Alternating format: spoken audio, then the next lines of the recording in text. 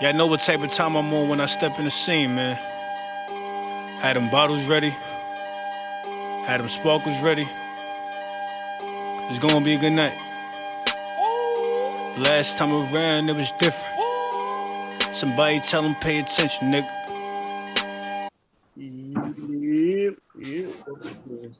Brand new episode of Go Street Podcast. Your boy John, my co-host Dev, co-host Drew. Wow. This pod is brought to you by Culture Castle, sponsored by Don's LLC. Now let's get into the madness. So a while back, Snoop Dogg talked about how they put a lot of the gay agenda into the TV. Now his Are we talking about Snoop? has to have a gay character in it. This Snoop Dogg's Doggyland cartoon will start featuring same couples this month. After he said Disney added them to kid films made him scared to go to the movie.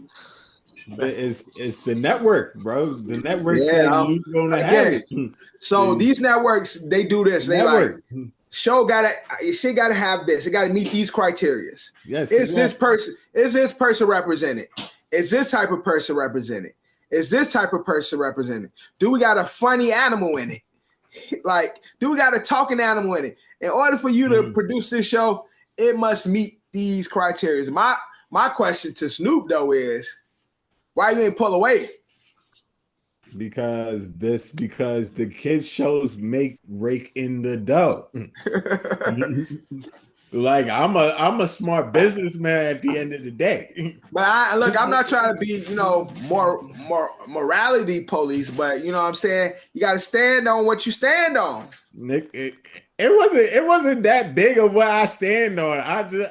The people at when they called me at the movie theater, they made it as big than what it was. I didn't say I stood on this. I didn't say I stood on the shit that I said. Yeah.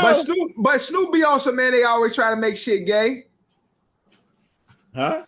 Snoop be on some. They always try to make shit gay, and they trying to force feed our kids this particular lifestyle. So for him to still be like, you know what, I'm gonna do this. It's like, it's kind of like, hypocritical of Snoop. It's at the end of the day, it's a kids show, bro. It ain't. And there's ways. And there's ways to do it tastefully. Like there's ways. Like I've seen shows where it's like they have people of that community, but it don't really like. You have to know. And then, unfortunately, not unfortunately, but some of our kids are still lucky enough to have their innocence, whereas they won't see certain things unless somebody like tell them it's there and point it out. So hopefully, he does it in a tasteful way, or they allow him to do it in a tasteful way. Whereas he just have two friends living together and they happen to be whatever sex. We don't ever see them really kiss or do any way sexually, but it's just like two people living in the same house. Yeah, with kids. Type of thing. We had Bert and Ernie, we had SpongeBob. Hold on. Time out. So you just heard here breaking news. Drew, did you just call Bert and Ernie and SpongeBob and Patrick gay? I didn't say Patrick. I said SpongeBob. So how is SpongeBob came out? So we have the proof that SpongeBob came out. There was a cartoon where SpongeBob came out. So I never watched SpongeBob. SpongeBob came out. I never was a SpongeBob fan. I never knew that though. I never knew SpongeBob. I believe SpongeBob came out. I didn't see that episode, but according to the creator, he said SpongeBob is the creator of SpongeBob. He said SpongeBob is not gay. SpongeBob is asexual. What that mean? They say you don't rock with evil. You don't choose. Asexual is basically you fluent with everything. No, that's not attracted to anything. You don't fuck anything. Okay, I mean he's a sponge, so yeah. You don't fuck anything. That's okay. So you're not attracted to anything. Yeah, you don't fuck anything. Yeah, that's where it is. That's an interesting logic because I don't honestly. Anybody that says that they're asexual, I call bullshit.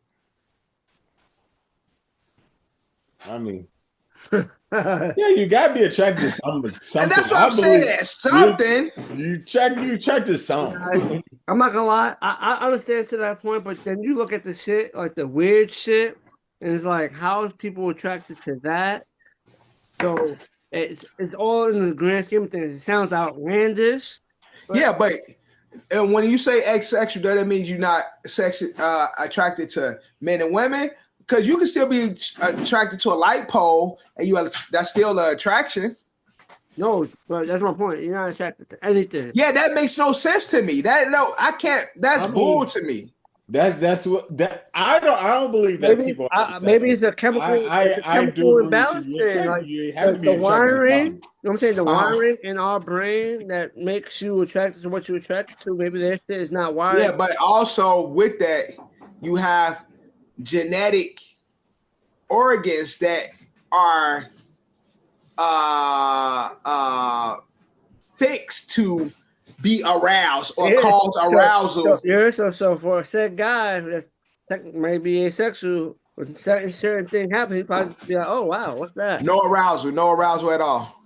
Yeah, or you can just be fucking something, you're just not attracted to it. Yeah, really. Like, yo, give me some sex. Oh yeah, it does not mean you don't indulge. It just means you indulge. I'm just like it's whatever to me. Okay, I've been asexual a few times. Okay. Okay. It's like I've been there a few times. It's whatever. I indulge in shit, but it's whatever to me. Okay, so yeah, we've all been there. Then we've all been asexual at certain parts in our life. There's some smugglies in the closet that I might have been asexual for. Okay, so I don't know if it works like that in that scenario. It definitely do. Who gonna tell me the way it works? We all making up new shit every day. So how you gonna tell me how my asexuality works? Hey, you know what I'm saying? Sometimes guess. A, B, C, and D, and E sometimes. Like obviously, I've heard of asexual. I've heard all like the different ones. I feel like every other year I hear about some shit. I'm like, a new one. Has this always been a thing? Them shits dropped like mixtapes in the early 2000s. There's so many of them. You got Pan, Metro. What is Pan? You got Metro Boomin, you got Pan, Pot. Pansexual, I think, is the one that doesn't recognize gender. It's attracted to pandas. Attracted to pandas. It doesn't see no gender. Panda. It doesn't see no gender. It's it's fluent. Attraction. It's fluent. So that's just another way of saying bisexual. Oh no, it's freaky as hell because it's not limited to the two sex. It's open to everything. All right, there's only 3 transsexuals, women and men. Them niggas might be into animals. And you look at the LGBTQ thing, Drew, it's a lot of them. So you can't just limit it to 3. You know what I'm saying? They got, the different lettering. So, and people have weird fetishes and, it's a lot of different stuff out here people into. Drew says 3 genders. He says male, female, trans. There's non-binary. Worr. That is some shit. Well, I'm not. Don't get yourself in trouble. Don't start. You got non-binary. You got non-binary. You got cisgender. Yeah. You got a bunch of things. Do I agree? That's a different conversation. But that's you have to recognize. Drew about to say there's only 2 and there's God in it. God made Adam and Eve, not Adam and Steve.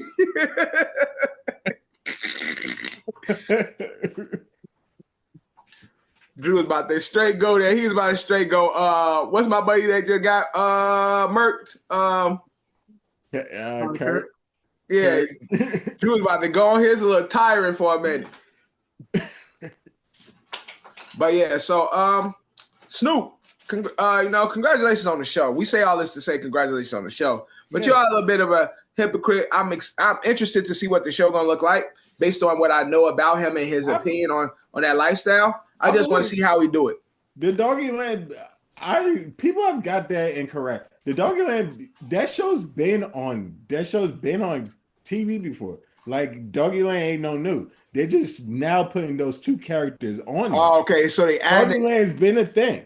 So where does it air at or stream at or whatever? You know what? That question I don't know. I never looked into it, but Doggyland, there's few seasons of Doggyland. I just don't know where it is. I just don't know Doggyland. Yeah, it's been on. They're just putting the two characters on there. Oh, they just making them add the new characters to it. Yeah, it's not no new show. Doggyland's been a show before. Okay. Doggyland. Kid, where is it? Where can I watch? Where can I watch?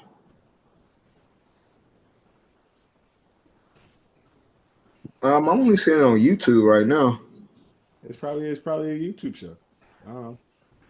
Yeah, I'm only seeing it on YouTube. But hey, shout out to Snoop. I'm pretty sure they give him a nice little bag. Yeah, kids shows is a bag, bro. It definitely is, man. That's why we was trying to get our Ryan Playhouse thing on for a while before my kid grew up and became an annoying teenager or close to one. He only 11. He got we still got time. Mm-hmm. But shout out to Snoop. I'm interested to see what these characters are gonna look like.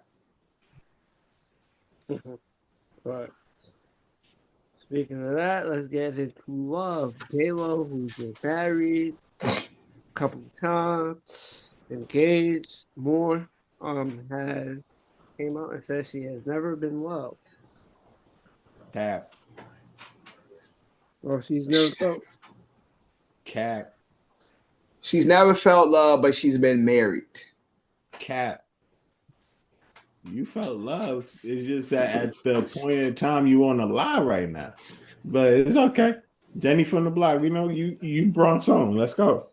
But all I'm saying is like, what I'm saying? You never look, I think a lot of times. Yeah, married 4 times, engaged 6 times, and been in 8 public relationships. I don't know why they had this headline that way. They put it like that because it's like you find yourself in relationships. You say I do to these relationships, engagement. You said you've accepted somebody ring 6 times. Mm-hmm. Got married 4 of those times. So it's like if you ain't felt love, then why you keep putting yourself through these situations, hoping that it change once the engagement go? She's a girl that loves to be in a relationship. She does not. I don't think she's the person that can't be single. Right, and she loves being in a relationship. Great observation, Drew. And the issue with situations like that, you are the problem. The reason why you haven't been loved the way that you want to be loved, because you, like Drew said, I believe J-Lo is someone who has to be in a relationship, who has to belong to somebody. She can't be Jennifer Lopez, a single strong woman working on herself. At the end of the day, you got to look at the woman in the mirror because you the one who keep getting to these failed relationships. A lot of these guys that you've been with have, after divorcing you or after leaving you, have been in long-term relationships. So at some point, when does the person who always, and it's not just J-Lo and herself, but I see a lot of people who constantly in failed relationships blame everybody but themselves.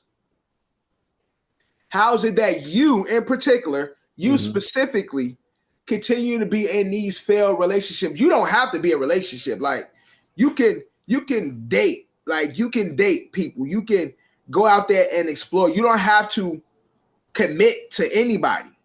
So the fact that she's committed to these many people, taking people rings, she must have felt some type of love to, because we all know you even though like I believe there's a person that wants to be relationship, to go to the fact of marriage, you have to feel love there. Exactly. Like I mean, like definitely you can fall out of love. It doesn't work out. Of course. But you felt love. But you go to the altar 4 times and give your life to this person and God, and the whole time you sitting there like, low key, this nigga don't really even love me.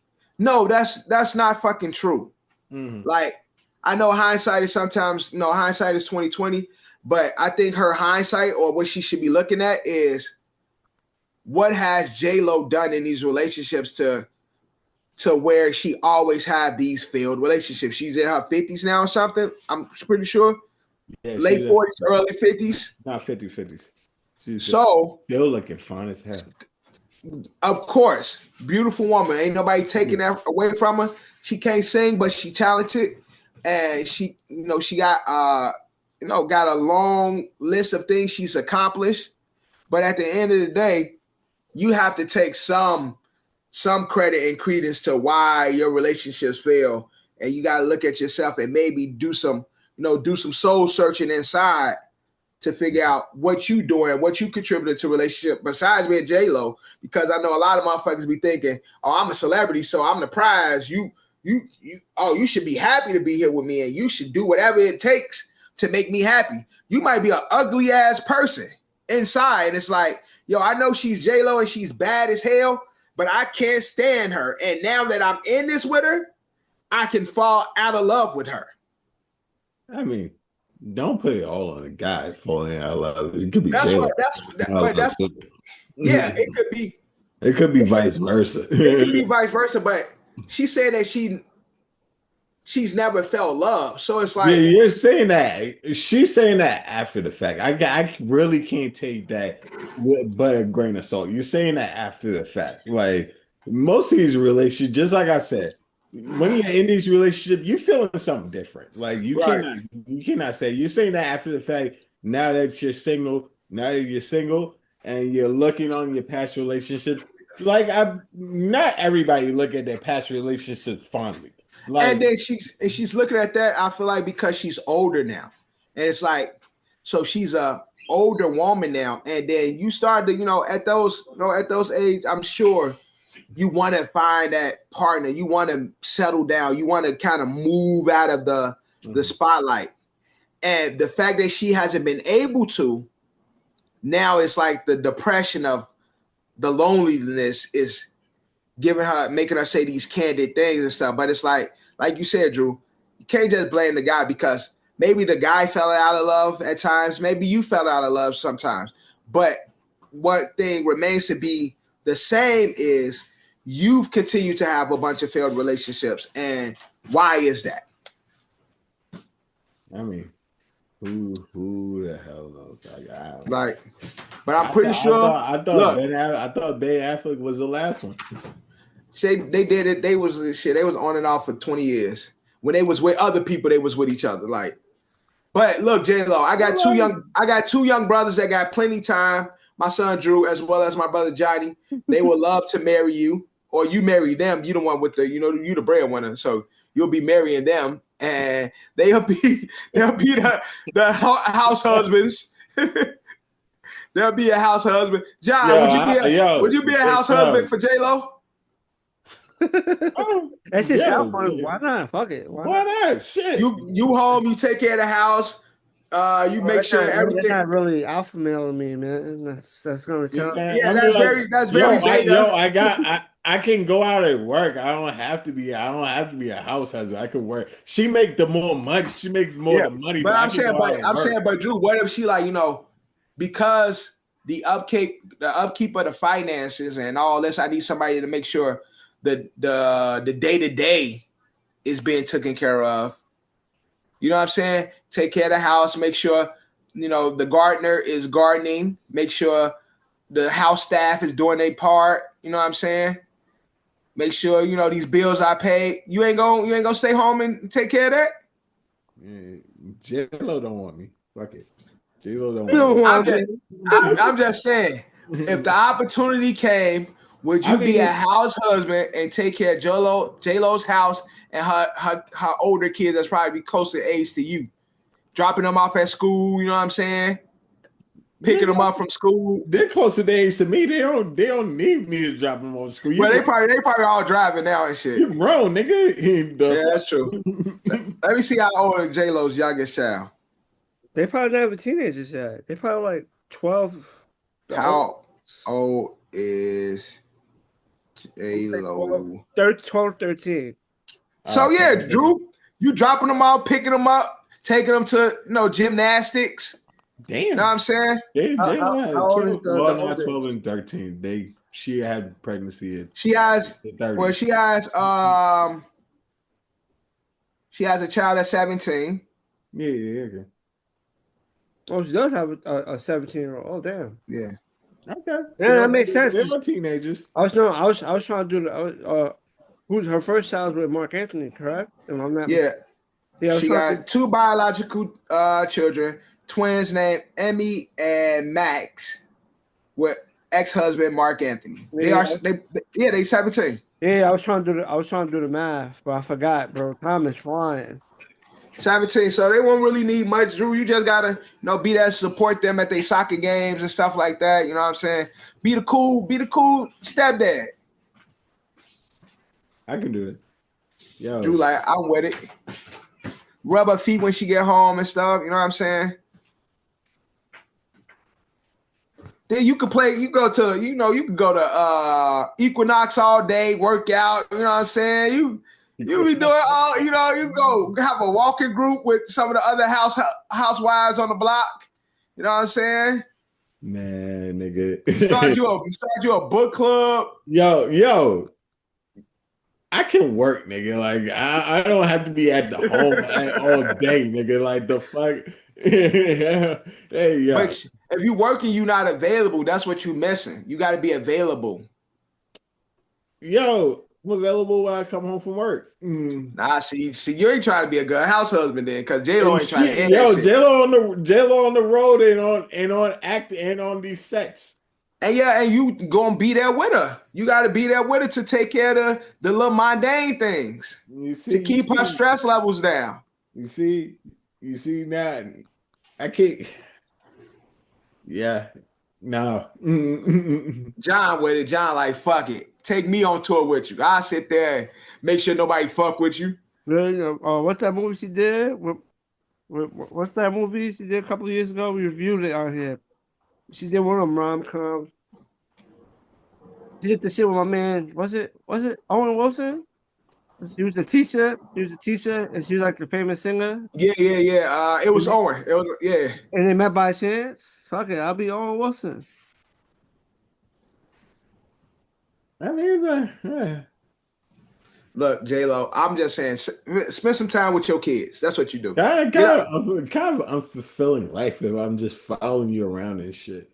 Nigga, we gonna turn one of them rooms into a podcast studio. We gonna be in that bitch.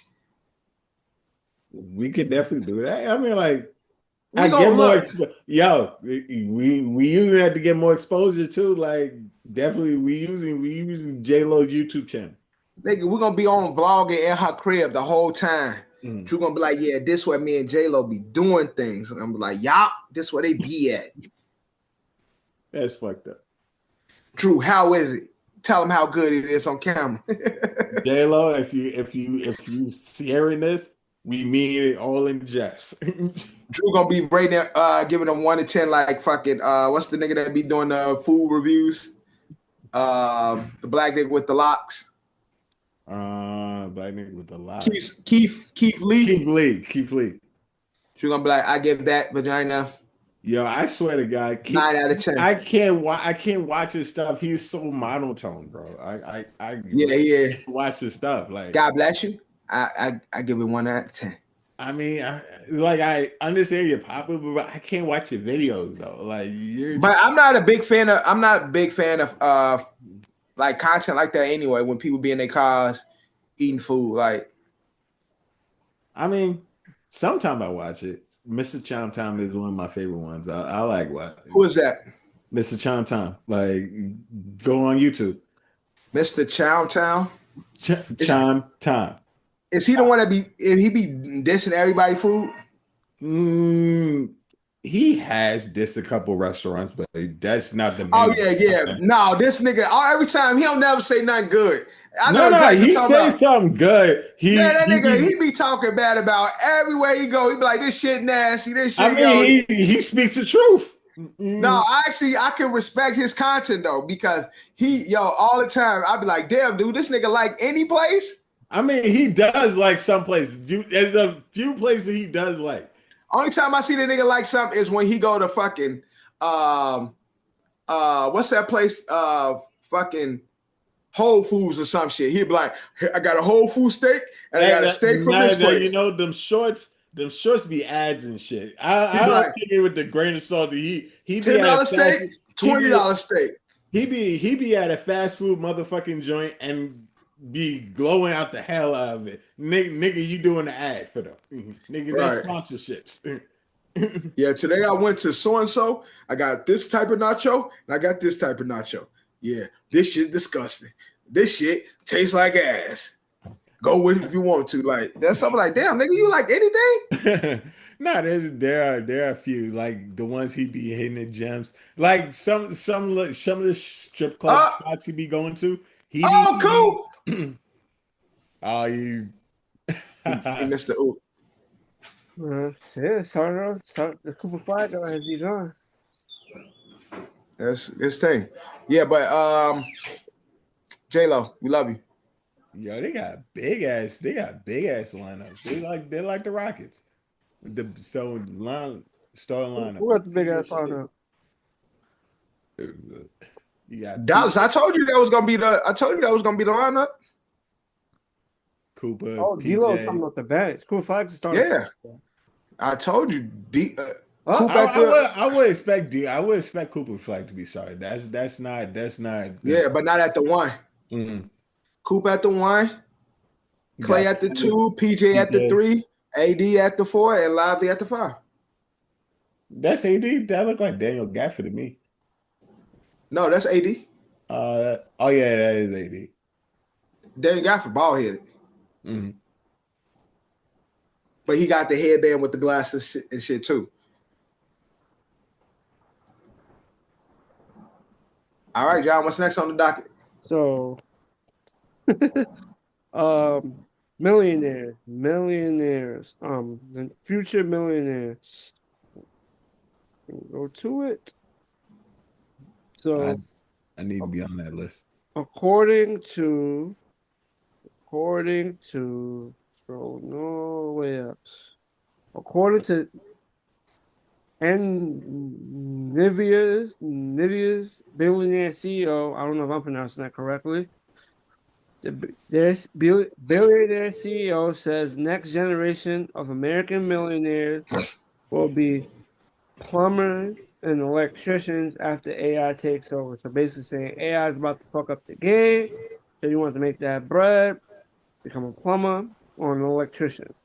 I mean, my cousin does HVAC. He be making bread. They make it. He be making cake.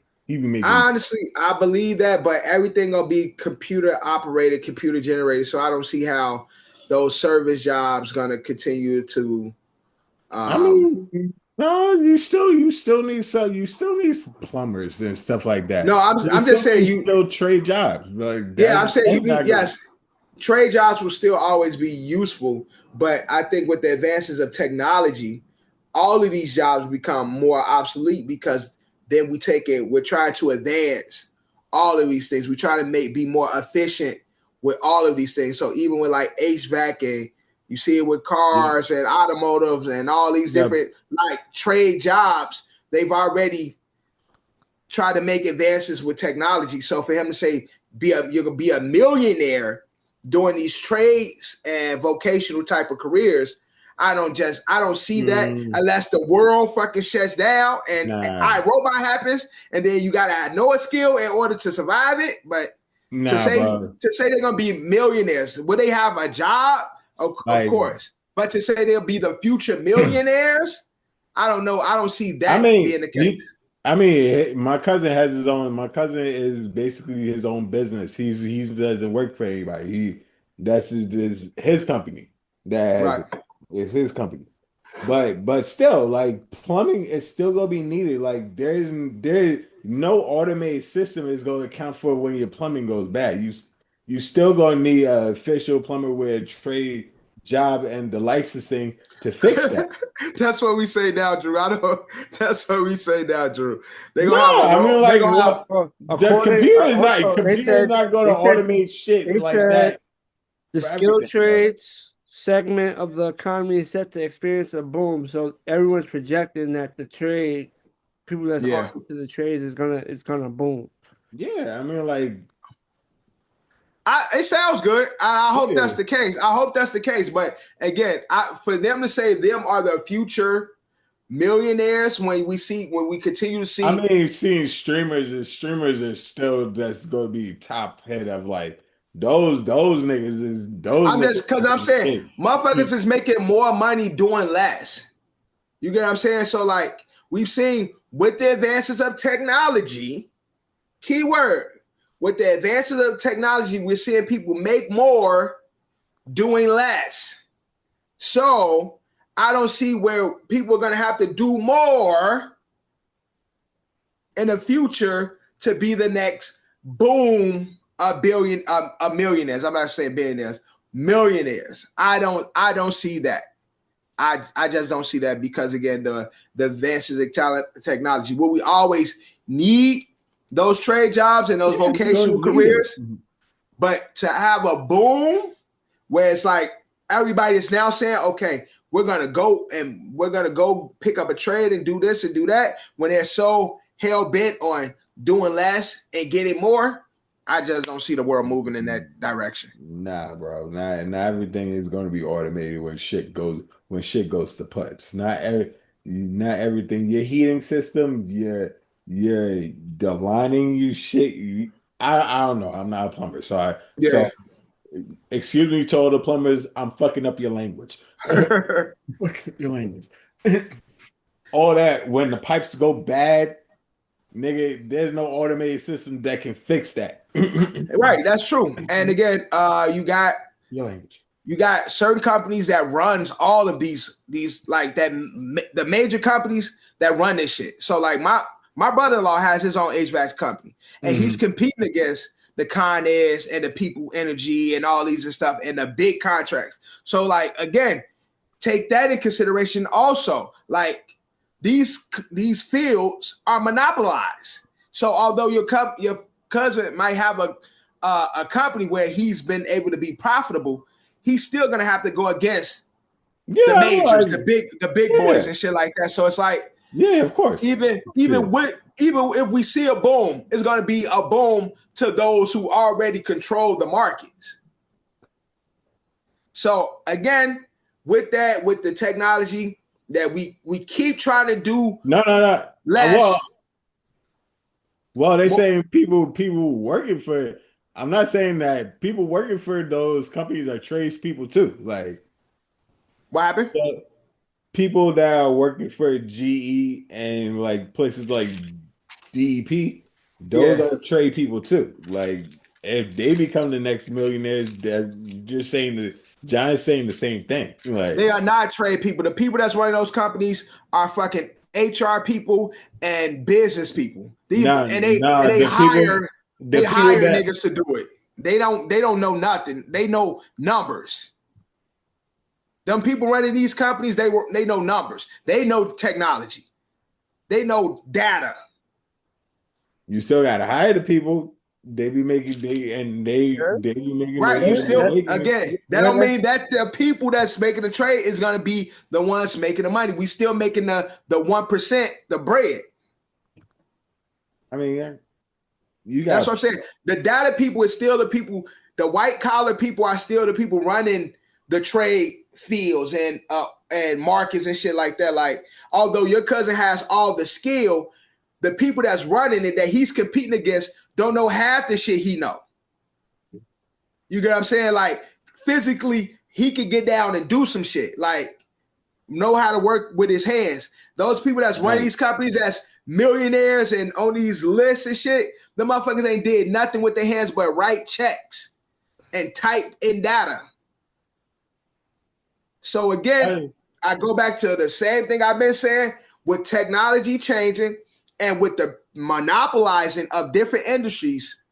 I don't see your average trade person like making this major boom because we trying to do, they say efficiently, but motherfuckers really just trying to do more for less. I mean, I guess you're just focusing on the word millionaire. I just think Dad's point. Dad's basically making the point is like, because of AI, what makes that how is that going to jump? That'd be the one position that's going to jump versus another job that's not being mentioned in this conversation. And we see AI continuously to infiltrate every industry. And so I just see the world, it's like they're gonna find a way to try to get AI in every component aspect of our lives. But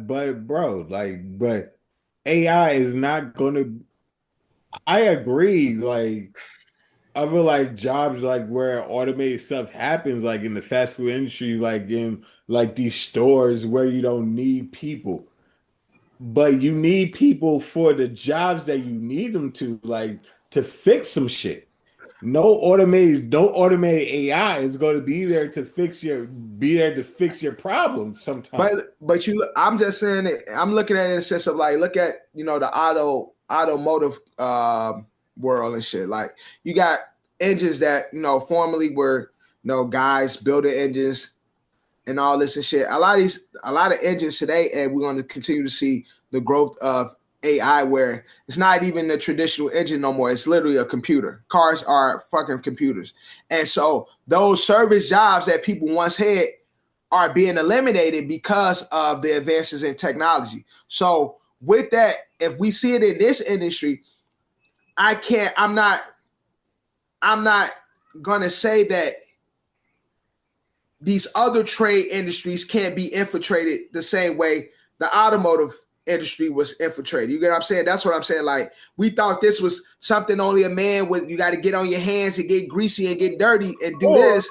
But then we seen the industry go to kaputs because they've allowed AI and the weird and the nerds to get in there and replace people. It could be, this is, you know, playing devil's advocate.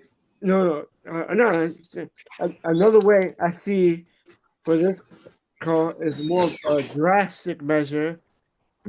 Like 80% of the workforce becomes obsolete and everything is run through AI. So you need your electricians and the plumbers to keep that shit, you know, functioning and being functioned by nobody. It's just self-sustained, and you need people to come fix it real quick and dip out.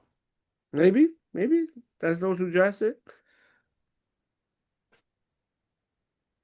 Fix it real dip out. You know what I'm saying? Like, I was about to say you froze. Yeah.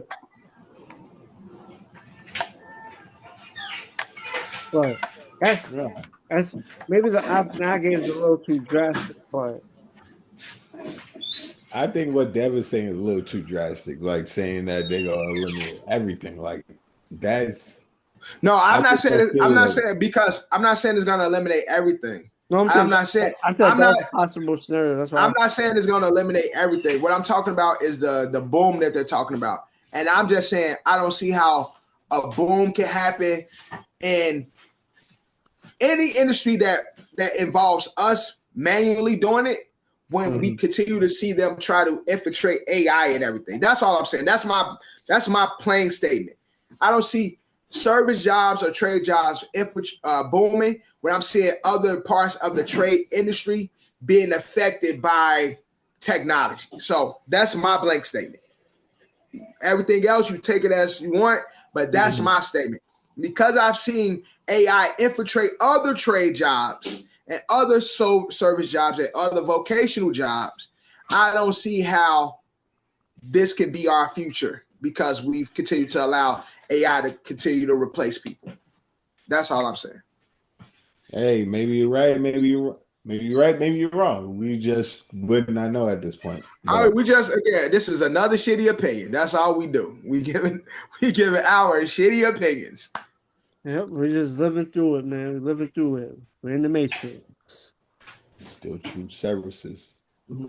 So if we're in the matrix, then none of this shit real. So my point is extra true then, right? If we're in the matrix, then everything I'm saying is true because we're in the fucking matrix. We are not in the fucking matrix. And we plugged up like Johnny believes, then everything I'm saying is true. I don't believe we're plugged up, but it's more of the what's the word? More of the not literally, but metaphorically. Yeah, metaphorically, we locked in. We're in the matrix. That's what we are. We are in the matrix. So if that's the truth, then yes, the matrix technology takes over. But let's get into Barbie re-releases Alyiah doll due to popular demand. I didn't know dolls and toys were still being sold. Well, they remember not too long ago they did they had some celebrity. It went crazy. I think it was either Serena had a doll that dropped recently. They did the Wakanda Barbies that dropped not too long ago. Collectible, so you just that's the point of them. They like collectibles and stuff. And then they like a couple years ago they did something for Black History Month. They had like Obama's wife and the light-skinned Black Korean lady that ran for president, light-skinned Black Korean Irish, whatever her name was. What was her name? That just ran for president, was under Biden. Oh, Kamala Harris. Yeah, right. So she had a Barbie. So I think it's like more nostalgic wise. They do like these special edition. LeBron just had a Barbie. He had Kendall. A Barbie. Still a Barbie. Kendall. It's a Barbie. He had him a male Barbie doll. So why you defending it? It's a Barbie. The company is not. The company is not. It ain't G.I. Joe, nigga. John, the company is Mattel, not Barbie. No, but I'm saying either way, Barbie is what drives that company. It wasn't a Mattel doll, nigga. It was a Barbie doll. So Brian had him a Barbie doll. So they still making these collective collection dolls. I didn't even know this Alyiah had a doll. So I think that's pretty dope that she got one. Word. Yeah, I'll cop one. I might have to start collecting. That's what I'm saying. I might cop one just to collect. My sis got the one that they had, the Millennium Barbie dolls, the one that they had in 2000. Still in the plastic and everything. That's what's up. She's smart. I wanted to get the LeBron one, but it sold out so fast. Oh, hell, you think they will keep that shit in stores? Hell no. No, that shit like sold out in seconds, but I tried to get one. I'm trying to get the LeBron one, man. That shit gonna be worth shit. Like, still to this day, when you got in 2000. I got my Space Jam toys, my Space Jam 2 toys. Like I got the LeBron Space Jam 2 toys as well. So I'm hoping that one day these weak ass toys might be worth something. That my sons can, make some money off of, you know what I'm saying? Maybe. You know what I'm saying? So I got some stuff. I'll get a Alyiah Barbie doll. You know what I'm saying? I support it. Who else y'all think should have their own collective Barbie doll? 3. Give me one male that you would like to see have a Barbie doll, and one female. I'm surprised Drake don't have his own Barbie doll by now. You know what? That's honestly a good pick. Yeah, I would say Drake would have his own Barbie doll right now. I would think so. I would think Drake would have his own Barbie doll. But because it's not too much rappers I see, not too much Who is big enough and to say would have their own Barbie doll? Because that's I don't know. It's a question that you have to think about it. Yeah, well, I would want to have a dual set with Beyonce and Jay-Z on the run Barbie collection. On the run Barbie collection. I think that'd be a nice idea. That's kind of fire. That's like a cap. That's like a cap collection right there. Yeah, right. That's kind of fire. Random people I would want to have a Barbie with. I want to have a MF Doom Barbie. I like to have an Old Dirty Bastard Barbie. You know what I'm saying? Just some flash shit. I want to have a Ghostface Killer Barbie with the eagle and some Timberlands on and shit. That shit be tough. Let's go whole Wu-Tang. Fucking y'all like Wu-Tang or Barbies. I'm with that for that shit really tough. You know they have these action figures. They just don't. Yeah, no. I want Barbies. I want Barbies. They have those. Yeah, I know they got. I know they got the action figure. I want the Barbie. I want the Barbie. Yeah, I want the. I want the slick. I want the slick Rick Barbie and shit. Like, you know what I'm saying? I want some shit like that. Yeah, that's the type of stuff I like. That's the type of stuff I want. You know what I'm saying? Not no other company, Barbie, Mattel and Barbie. Like, it needs to be like official. You know what I'm saying? It's only official because Mattel make it. It's official because it's Barbie, not because it's Mattel. Because it's Barbie.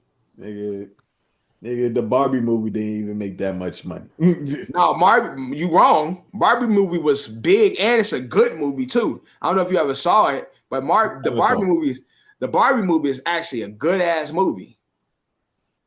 It's deeper than what I thought it was gonna be. You know what I'm saying? It's like, you know, it hits your heart. You know, we out here living in this facade of a world. You know what I'm saying?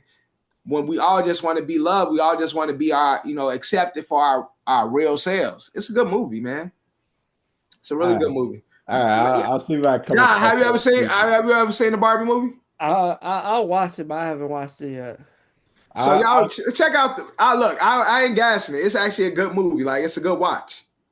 I'll see if I come across it. If it ever comes across your stream and on your TV. I think it's on Max. If I'm not mistaken. It's possible, but it's actually a good movie. And it got, my girl Billie Eilish got the single for it, which is, a great song and shit too. Oh, you know I damn love his Billie Eilish now. Billie, that's my girl. So. Who got you into Billie Eilish? You just like Billie Eilish yourself? I've always just seen her around. Mm-hmm. It's like, who is this white girl? And then I just started like hearing. So you know what usually happens with a lot of white artists? I'll hear a song I like before I know it's them. Okay. All right. So that's how it is, although she's not white. What's the Selena Gomez? I'm low-key a Selena Gomez fan. I thought you were going to say Billie Eilish ain't white. I'm not saying no. So a lot Hispanic? Huh? Billie Eilish Hispanic? You say she is Selena Gomez. No, I said Selena Gomez is Spanish, but I was about to say I'm about to call her a white girl. I was about to call her a white girl, but I'm like, although not white, but similar in style because it's pop music. A lot of the pop artists, I usually discover their music before I discover who they are. And so that's what happened with Billie, where it was like a few records I heard. I was like, I like this girl. Like, who is this? And then it's like, oh, I've seen that white girl. And then it's like, okay, I'm a fan. Like, she nice. And then, it just her songs make me dance like this. So it's like, I touch myself when I listen. Have y'all ever seen that thing that meme of Anthony Mackie? Y'all ever see that meme of Anthony Mackie like this? Yeah. When he like, that's how I be feeling. When I'm listening to Billie Eilish, I be feeling like that Anthony Mackie meme when he like that's how, man, it be making you just like want to unbutton your jacket, like wind blowing on you and shit. You just want to touch every part of your arms and your neck and your hair and stuff like that. You know what I'm saying? Billie does that to me, man. So shout out to the one of the few whites that I like. Billie's one of them. She's definitely my top white right now. Your top white. Okay, I get that. Yeah, I got my top 3 whites right now. Is Billie Eilish, Adam Sandler, and Klay Thompson. Those are like my top whites. Klay Thompson is. Oh yeah. Also, I forgot Stephen Curry. That was like my top whites. I got Scarlett. Those are my top whites. He just said Steph Curry's his top. Yeah, I know. He said Steph Curry and Klay Thompson. You did not even hear the Klay Thompson, bro. Like, yeah, niggas Billie Eilish, Adam Sandler, Steph Curry, and Klay Thompson. Those are like my top whites. Steph Curry parents are both black. I don't know. We might have to do a 23andMe. Steph Curry, both parents are black. We might have to 23andMe that one. He just high yellow. Like I said, my top whites: Billie Eilish, Adam Sandler, Steph Curry, Klay Thompson, Scarlett Johansson, Adam Sandler, Scarlett, that girl too. Yeah, Scarlett Johansson is definitely one of my top whites. Scarlett and Emmy Rossum when she was on the act. Who? Emmy Rossum. Who's that? Fiona and Shameless. Shameless, the lead actress from Shameless. I never watched Shameless, so what else she do? Nah, she was good. Been in a few other movies overall. Yeah, she was in a few other movies. What's her name? Emmy Rossum. Emmy? EMMY Rossum. Okay, she came up. I've definitely seen her before. She's in a movie called Beautiful Creatures that I've seen. Oh yeah, I've seen that movie. Yeah, where she's a witch. She was one of the cousins. She was one of the. She was the cousin. Okay, and there was another top white. Oh, and she Bulma in that weekend Dragon Ball Z movie. Yeah. Oh yeah, and Leonardo DiCaprio, great white. Oh, I forgot about Leo. Leo top white. Leo top white. Yeah. Goku was also on Shameless. The guy who played Goku in that movie was also on Shameless in the beginning. He was one of the main, one of her main love interests. In okay. Who Goku, the actor who played Goku. No. Which actor on Shameless? What character on Shameless? He was her boyfriend. Steve? What's that his name? I don't know. Steve Jimmy. It was in the beginning. Steve. It was in the beginning. The first boyfriend in like the first season through like the third. Yeah, that's Steve. The first 3 seasons. Right. Yeah. So that's I need to watch Shameless. Everybody tell me about Shameless. I never watched it. I never finished it. Never finished it. It got like after the 8th season, it fell off. Totally fell off. Like those later seasons, you should have stopped. Actually, the perfect one. Stop it at season 7 when the mom died. That was the perfect arc where you just stopped the story at, but they just kept on going with it. I'm like, spoiler what are you doing? Spoiler. Thank you, Drew. I know what to look forward to about season 7. Spoiler. Oh, I'm sorry. All you had to say, the way they ended season 7, that would have been the perfect ending. He said, "No, when a mama died off the bridge when she jumped because she was an alcoholic." No, you see, I didn't say all that. You might as well. Nigga. Nah, but that was the perfect. Even though season 8 was good, you should have stopped it after season 7. Season 7 was the end part. Where you should stop after. How long the episodes used to be? It was a 30-minute show or an hour show. It's like I think it's close. It's closer to an hour. It's closer to an hour. Yeah. Oh, so it's not like a sitcom. Nah. No. It's closer to an hour. Yeah, you're Johnny right. Close to an hour. I'm trying to remember what season I stopped watching. Like it's like 11 seasons of that shit. Yeah. After season 8. I think I stopped watching the season 9. After season 8, it got real trash. You should stop. You should have stopped it with Emmy Rossum. When Emmy Rossum quit the show, like because what season she leave? What season she leave? She left in season 9. So season 8, I stopped watching. Oh, so she was a star of the show and she left. Yeah, I'm like, you don't really. She was the pillar of the show, bro. Like, Right. she was the main one taking care of everybody. Like, yeah, and then y'all continued on the show without her. How you continue the show without her?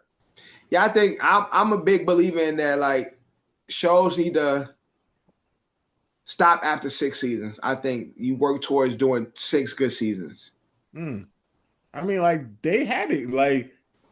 Like when Fiona left, even though season 9 wasn't good, but Fiona left. Like, that was the main pillar of the show. It got just bad after that. Like, it didn't.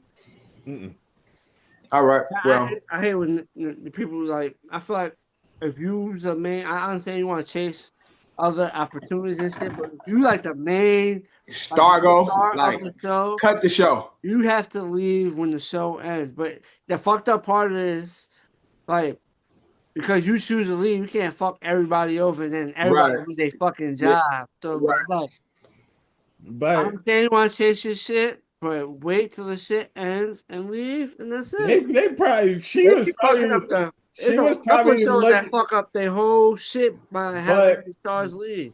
But I told you, season 9 wasn't really that good. She probably saw the tea leaves and she wants to do something different. You can't you as an actor, you on the show for like many seasons. You see when like the writers are getting mad lazy with the writing. Like, I'm like, it's like, why am I still on the show? Like, getting mad lazy. They take it mad long to write the season and take it mad long to like a fucking film and shit. He's like, yo, you get tired of that shit. Like this, and you see the show, and you see as you as the actor, you see the show and get back, and you're the main actor in it, right? Just like I said, Fiona is the main one. Yeah. I'm like, I know as the main one, I know when y'all niggas is writing bullshit. Well, I would say you can make the debate between her and the Pop. You talking about Frank? Yeah. Frank. He's a big role. Yeah, I agree. Frank is a big role too. Yo, this would be good content.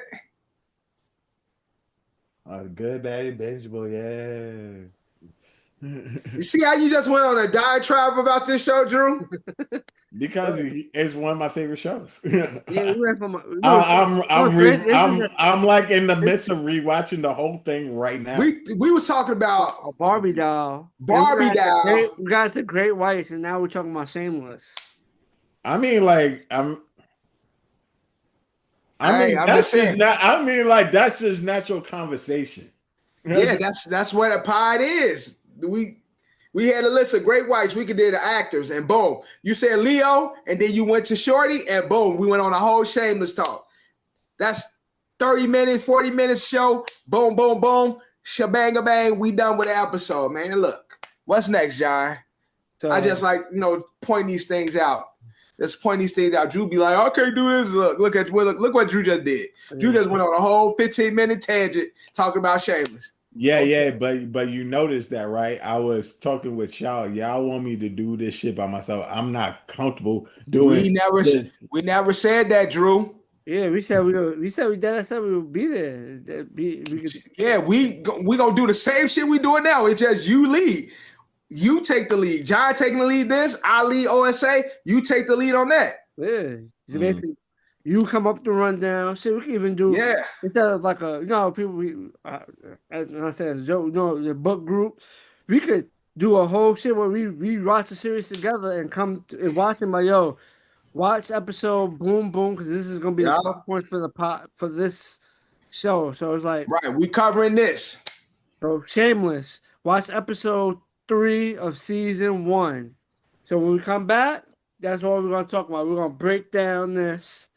Remember on Knocked Up, they had boobs and breast and bush. We could have a whole episode about when we saw boobs and breasts on the show. Boom, and you could drop on this show. I'm not gonna lie, that's a good conversation. I remember what's the first TV show actually I watched as a youngster, oh wow. Oh, it was definitely something on Cinemax. Boobs and bush.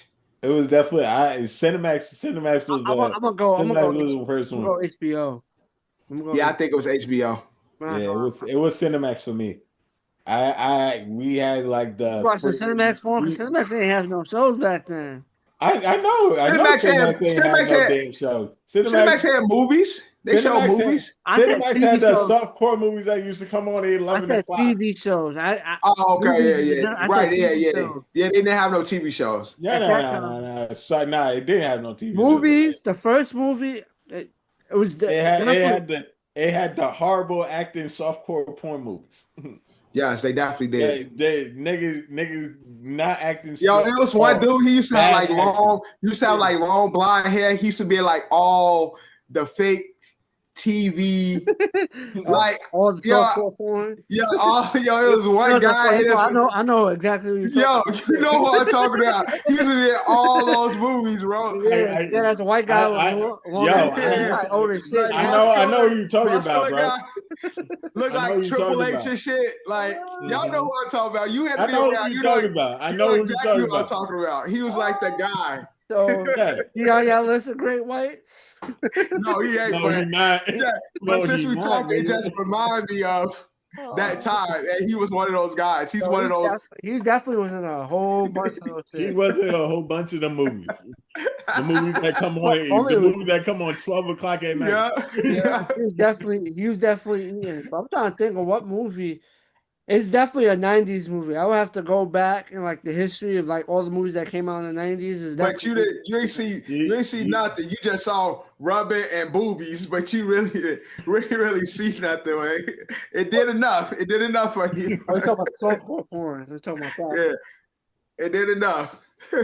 Good old days. See, Drew, we got a lot to talk about, bro. Let's do it, man. Come on. What? We got you, man. John got you. If nobody else got you, we got you. Oh man! Now let's get into AI. I don't know if y'all have seen recently. It's like the past week and a half, maybe 2 weeks, 2.5 weeks, or maybe week and a half. There's been a lot of heavy Martin Luther King. The Tupac one is like a heavy AI. It's like videos and things. I'm gonna say somewhere in the last 2.5 weeks to 3 weeks. Yeah, I've been saying them. It's been like a run. It's like whoa. It'll be MLK, the image of MLK in this shit. They even get the Stephen Hawking. I seen them throw Stephen Hawking. They put Stephen Hawking in a wrestling match, threw him off the helmet. Crazy. They had Prince and somebody in a Hell of a Cell match. Prince and I think like James Brown or some shit.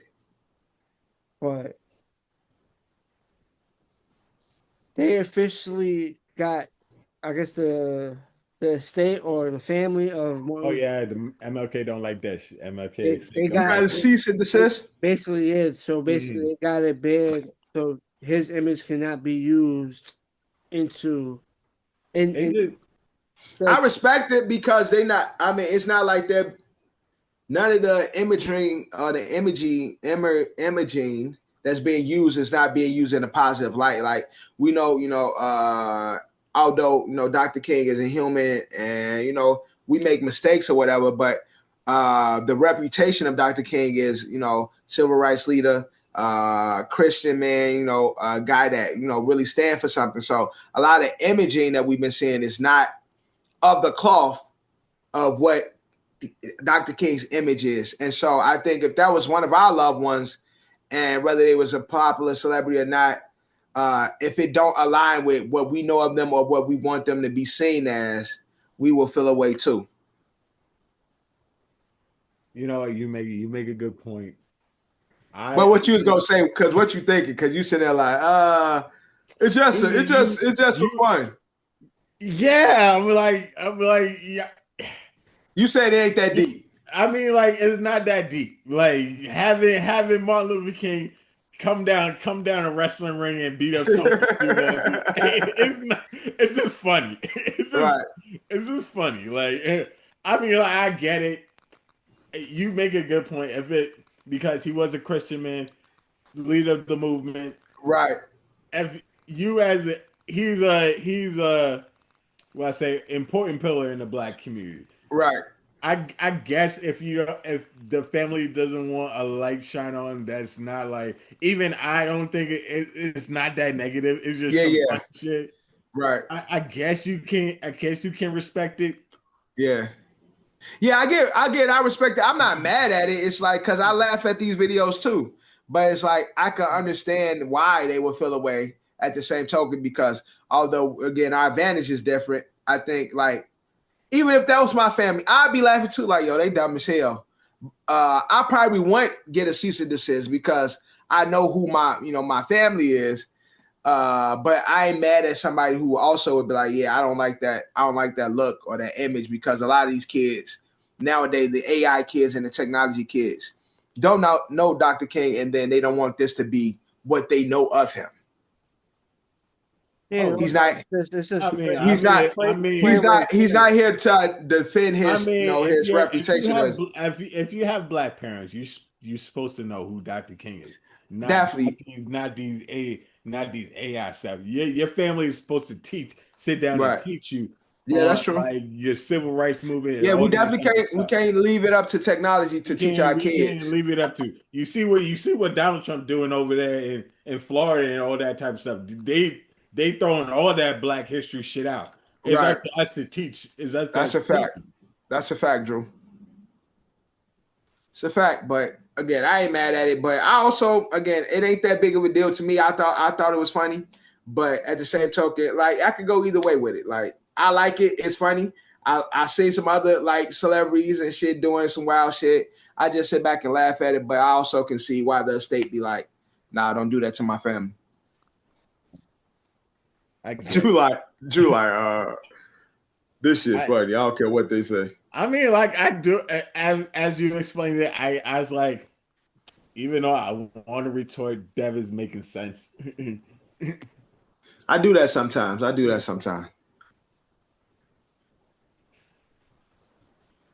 Right. It is what it is.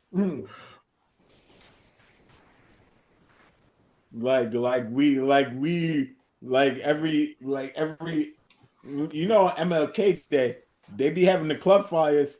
Martin Luther King. Oh yeah, they do. All day. That's a fact. That's a fact. They do. Chains on. That's a fact. They definitely do.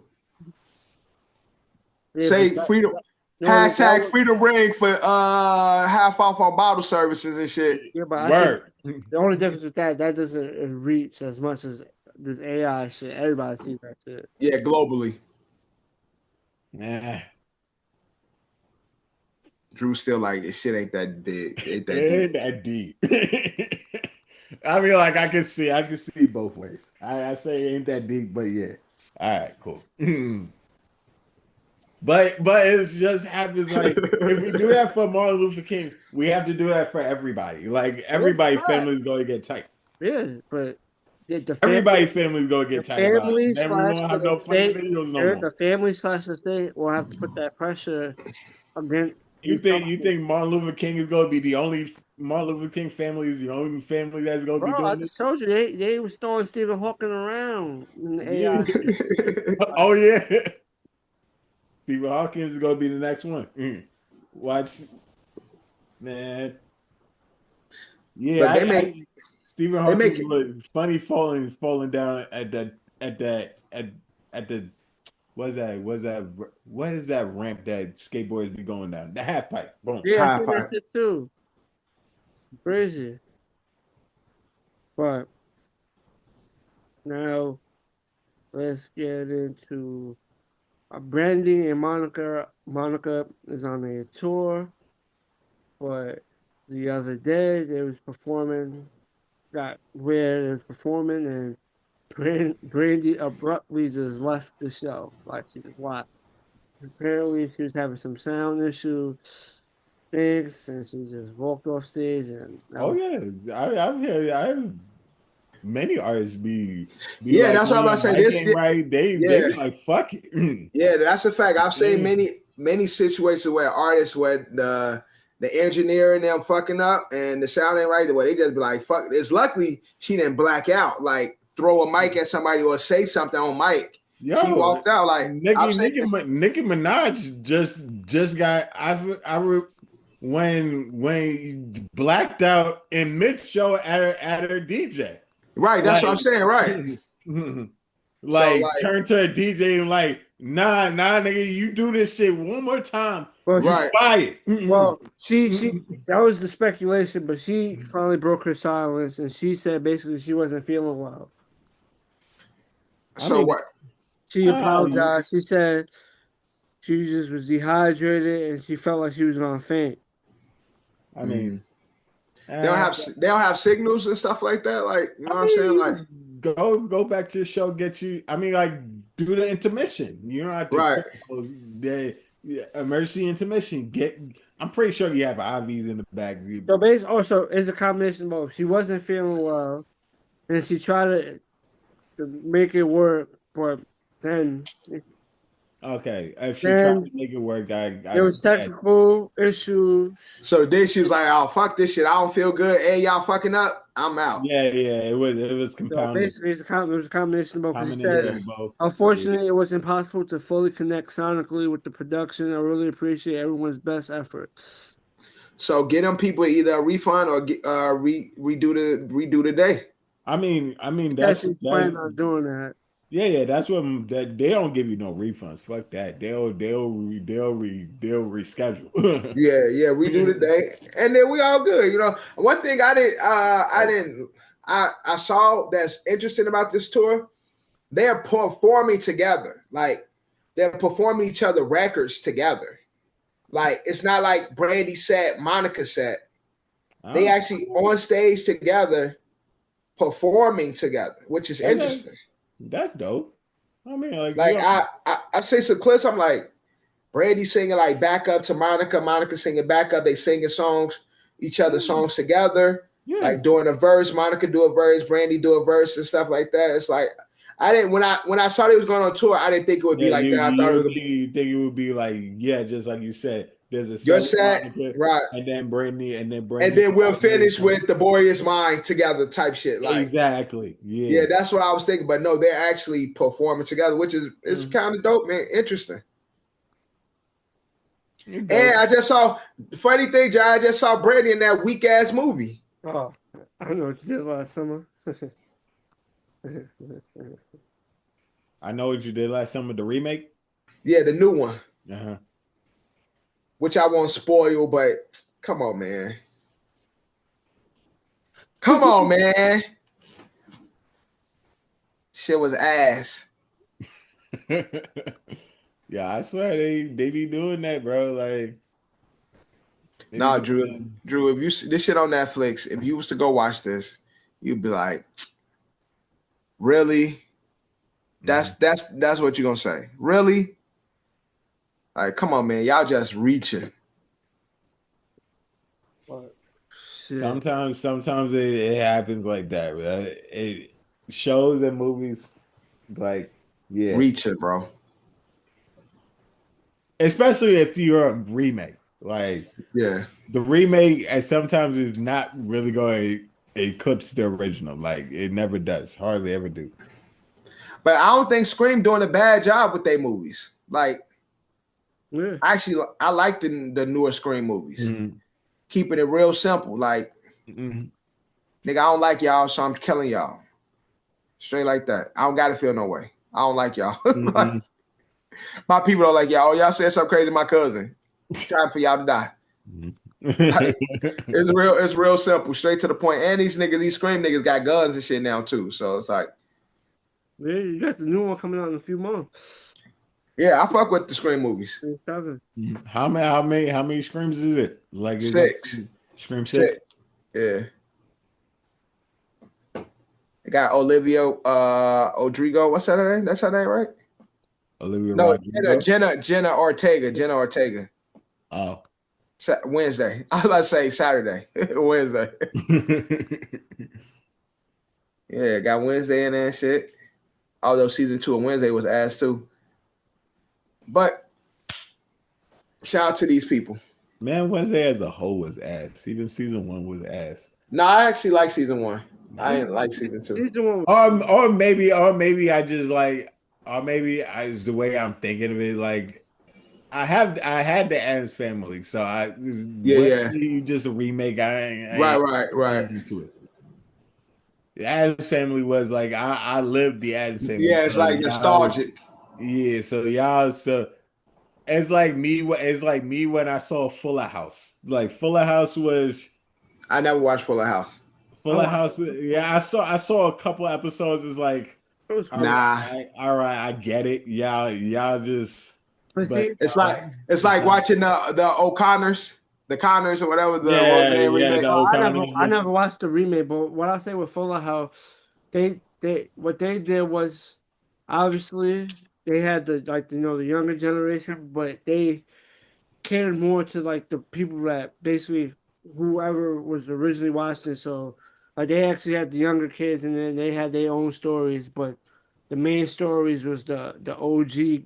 Yeah, I know the OGs. They you know what I'm saying about a lot of these like remakes, like for those type of shows, like Boy Meets World. Its remake was a little more catered to the future generation. Yeah, Girl Meets World. It had in moments where it was like, oh, this is for the people that used to watch Boy Meets World. Obviously, they had the original cast, but it was basically Disney kids. That was great kids. A lot of these remakes for shows like that, that's what they get caught up not balancing it out too much. You either get one side heavy or the other side heavy.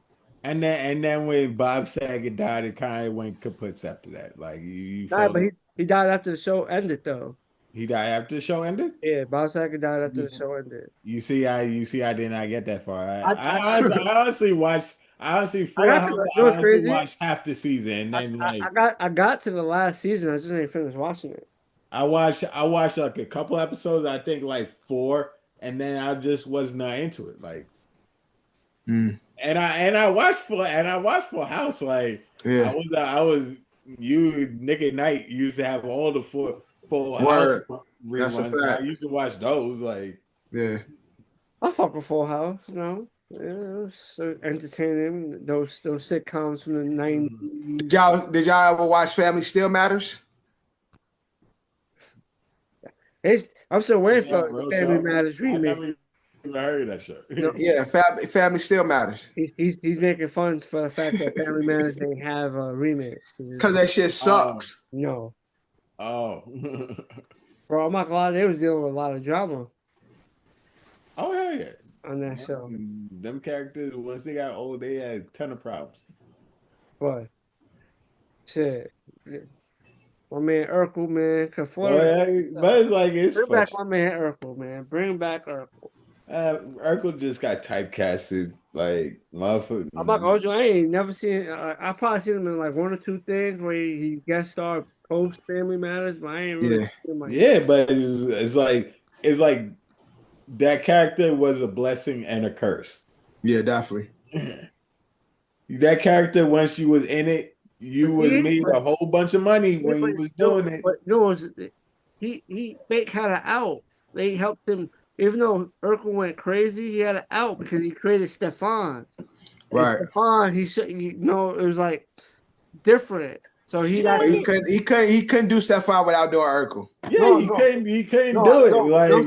I understand that, but it's like if you're doing Urkel, and you trying to go to a movie, it's like, do we need a nerd or do we? Right. We need this, but we seen you do both. So he was still able to channel another character where he could act differently. Like, but he was still funny. It was still a version of Urkel though. Yeah, at the end of the day, Laura fell in love with Steve Urkel. He's still right. He's still a variant of Urkel. He is, but they're polar opposites. I mean, like one's supposed to be swaggy, one's a nerd. That nigga point to a movie set and they said, "Let me see you do the Urkel." The Urkel. The Urkel. Yeah, family. It's just like Carlton Banks, bro. Like, same thing. Literally same thing. you got typecasted, bro. But unfortunately for Carlton, he ain't really get that opportunity. Yeah, he didn't get the bag that Urkel was getting. He didn't get to showcase anything else, you know. Urkel had toys. Urkel had all that shit, cartoons, lunch boxes, all that shit. Also, what the difference is, another big difference was Urkel wasn't even supposed to be he was supposed to be like a one-off. I heard that story before. Urkel was supposed to be a one-off, and then he turned out to be the fucking star of the show. Yeah,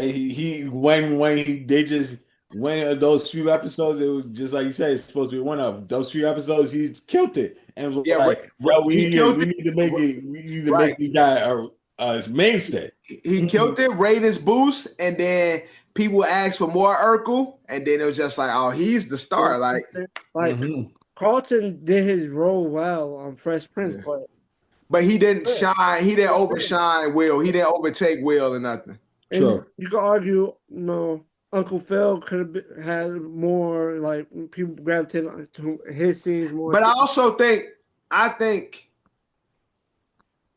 the Fresh Prince had a better acting cast, where it's like the supporting cast was stronger. Like you had characters that everybody could love, like a Jeffrey, like a Hillary, like a Ashley, like a Carlton, like a Uncle Phil, like a Aunt Viv. Like it's a strong cast. So with Carlton being great at Carlton, he still was competing against other strong actors. I tell you all the time, John, Family Matters sucked to me because the rest of them sucked to me. I mean, they didn't do. Don't say that. They didn't do a bad acting job in Family Matters. Don't say listen, that. Drew. I'm telling you, Drew. This is always been my issue with this show. I never looked at them as like I got nothing from the rest of them. Like the other characters did nothing for me. Only other person that did something for me, God rest her soul, Myra came in and was Myra. Myra was cooking. I'm not gonna lie. Myra came in cooking. I love Myra. Buchos Monkhouse. Myra came in cooking like. Oh, then you have my man Waldo. Waldo was cooking too. Waldo was the. It's funny. Waldo was the Urkel. Like he was supposed to be the Urkel once Urkel became the giant, like the Carlton, the Jazz. He's supposed to be the Jazz. Remember Waldo was fake on his bully shit in the beginning. Was he? Yeah, he was. He was chilling with the bully of the show. He was fake on his bully shit in the beginning, and him and Winslow became fucking best friends. Mm-hmm. Yeah, the cast went good on Family Matters to me, but the Fresh Prince, all of them was good. Everybody was good. I mean, I do agree with you. I do agree that cast was better than that cast. I just disagree with you. You're saying that cast was ass. I just have a different version of that. But because like on the Fresh Prince, like Will Smith didn't have to be the center of every show, like every episode. Like you can have Will away and still have a great show with the other cast. I mean, they hardly did that though. Yeah, but I'm saying Will was still a main. They never had an episode where it was centered around the cast. But they had episodes where Carlton led the episode. They had episodes where Ashley led the episode. I can't say really for Hillary, or they had episodes where Aunt Viv, when she went to the dancing thing, like she had to getting her groove back. Like they had those episodes where they focused. You know what I'm saying? They had episodes where you had Carl, you had Jeffrey and his son. Like they had center. They gave other cast center stage in that episode, and they were able to deliver. Will was still there to support them, but they gave them it wasn't always about Will's story every episode. Okay. So, because they had a really good team. I don't think Family Matters had a team like that. Okay, I backtrack. You're right about that. You're right. You get what I'm saying? Yeah, I get what you're saying. What's the next topic, John? What? Let's get on talking about. I don't know. We talk about this all the time, Dad. This is why people lose faith in church. So a pastor went viral. Bishop Marvin Winnan went viral after criticizing a woman and her son in front of the entire church for donating About $1,200 bro, instead of $2,000. video so bad, bro. What? He was the pastor. He asked this. This is the previous to this. Mm-hmm. They were raising money for the church. Yeah. So people were pledging $2,000 for the church. Now, one of the people when they had the actual day where they were supposed to come with the money, this lady came with her son and she said, you know, we have $1,200 to go towards the. This nigga say, but that ain't what I asked for. Like, it's supposed to be 2,000. And she like, well, I'm gonna work on that other 800 for you. He like, but you know this ain't not. It looks. That's horrible. It looks so bad because that's again, horrible. as a man of God, yes, you know, as a man of God, you know, the church have bills and stuff. You know, you trying to keep a functioning church and stuff. Churches have different programs where they provide things for certain people and they provide things for the community. And so the church is a nonprofit organization and it does run off donations based from his members. But for him to be so cold to it looks like, you know, a regular woman, you know, a regular job, you know, type of woman, you know, nobody middle class person, they donating $1,200. Like, and you're gonna be because it's not the two. And trust you got a nice congregation. You got right. That's what I'm saying. You got $1,000. You know what I'm trying to say? Exactly. You got 1,000. You have a congregation of where people giving $1,000 to $2,000. God has blessed you and your sheep. Like, so, but it just that's again, horrible, bro. Like again, John said, you know, this is why people be feeling a way about the church, and it's true. This is the reason why people feel a way about the church. I am a God-fearing man. I am a church member. What I always say to that is, church people are sinners as well. So we gotta change that image as well. Church people are not perfect. Church people in church are looking for God. That's why they're in church. People in church have problems. That's why they're in church. So I think we sometimes put people in that belong to a church on a pedestal, and we somewhat stereotype them because we feel like they should be a certain way.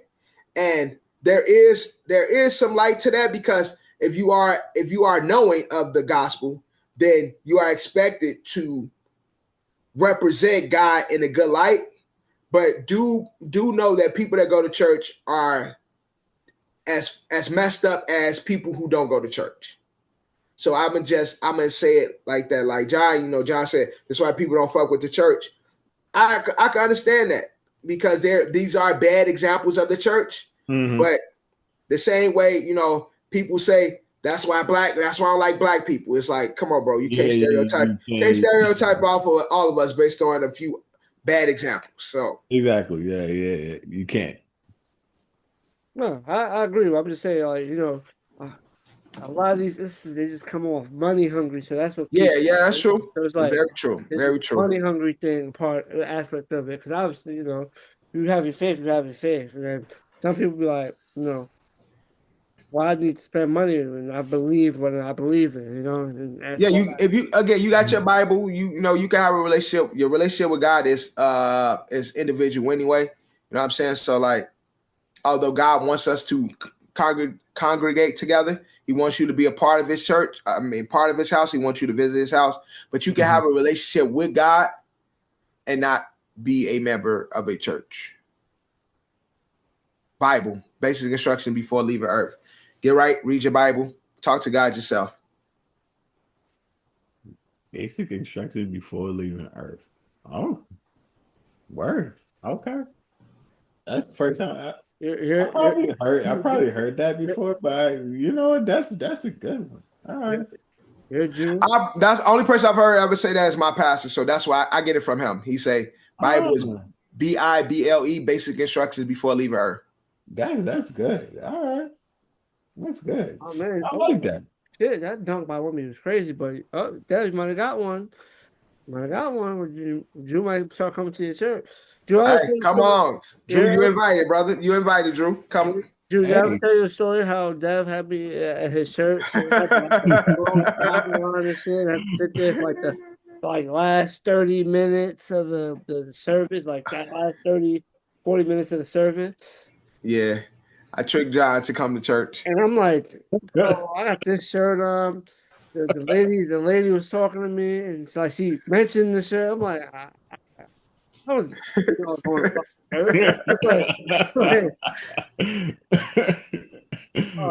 why I came in the congregation? Right.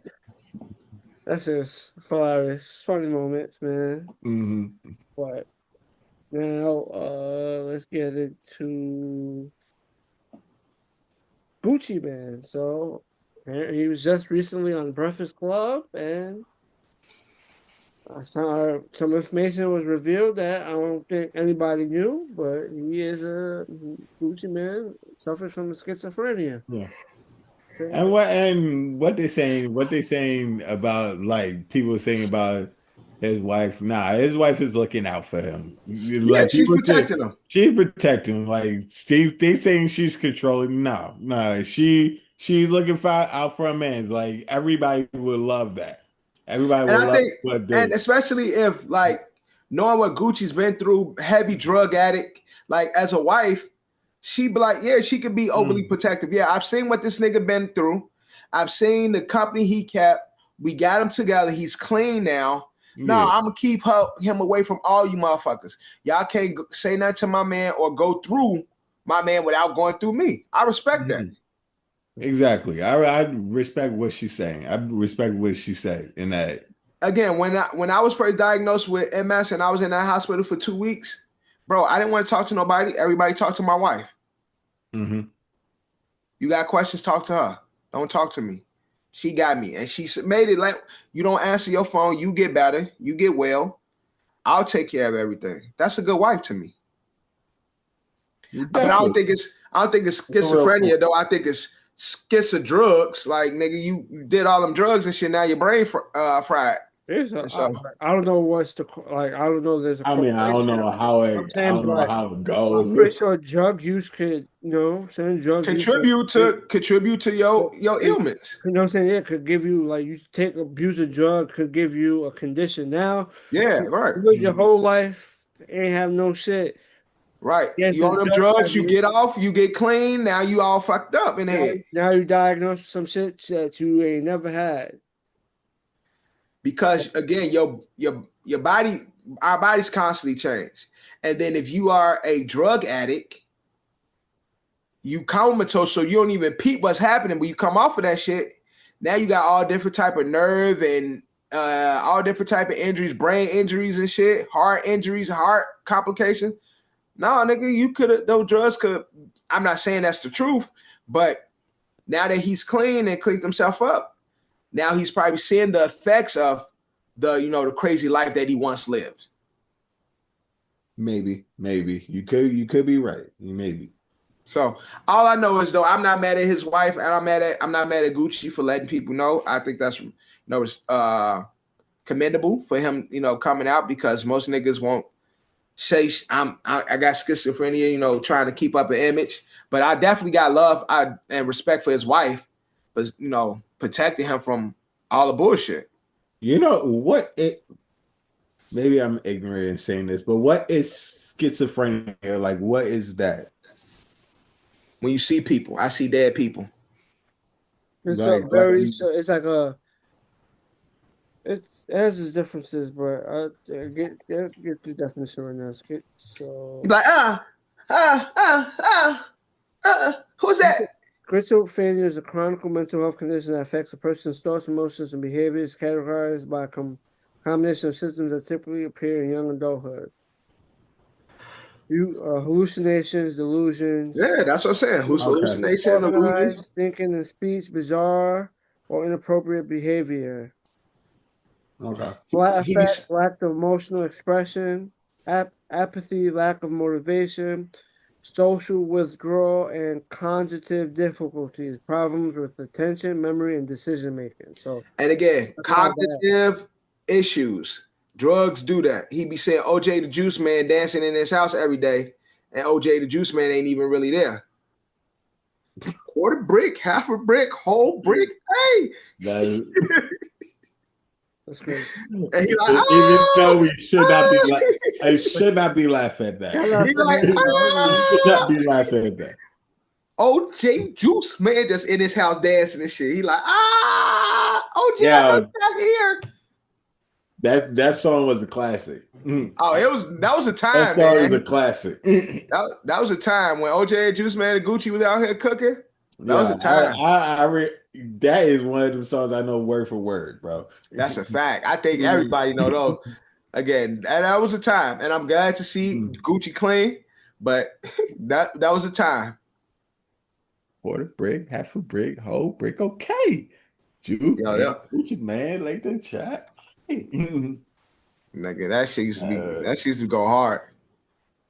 And see, that's music universal because we was in Chicago banging that shit. Y'all niggas in New York banging that shit. It's like when it's good, it's good. Like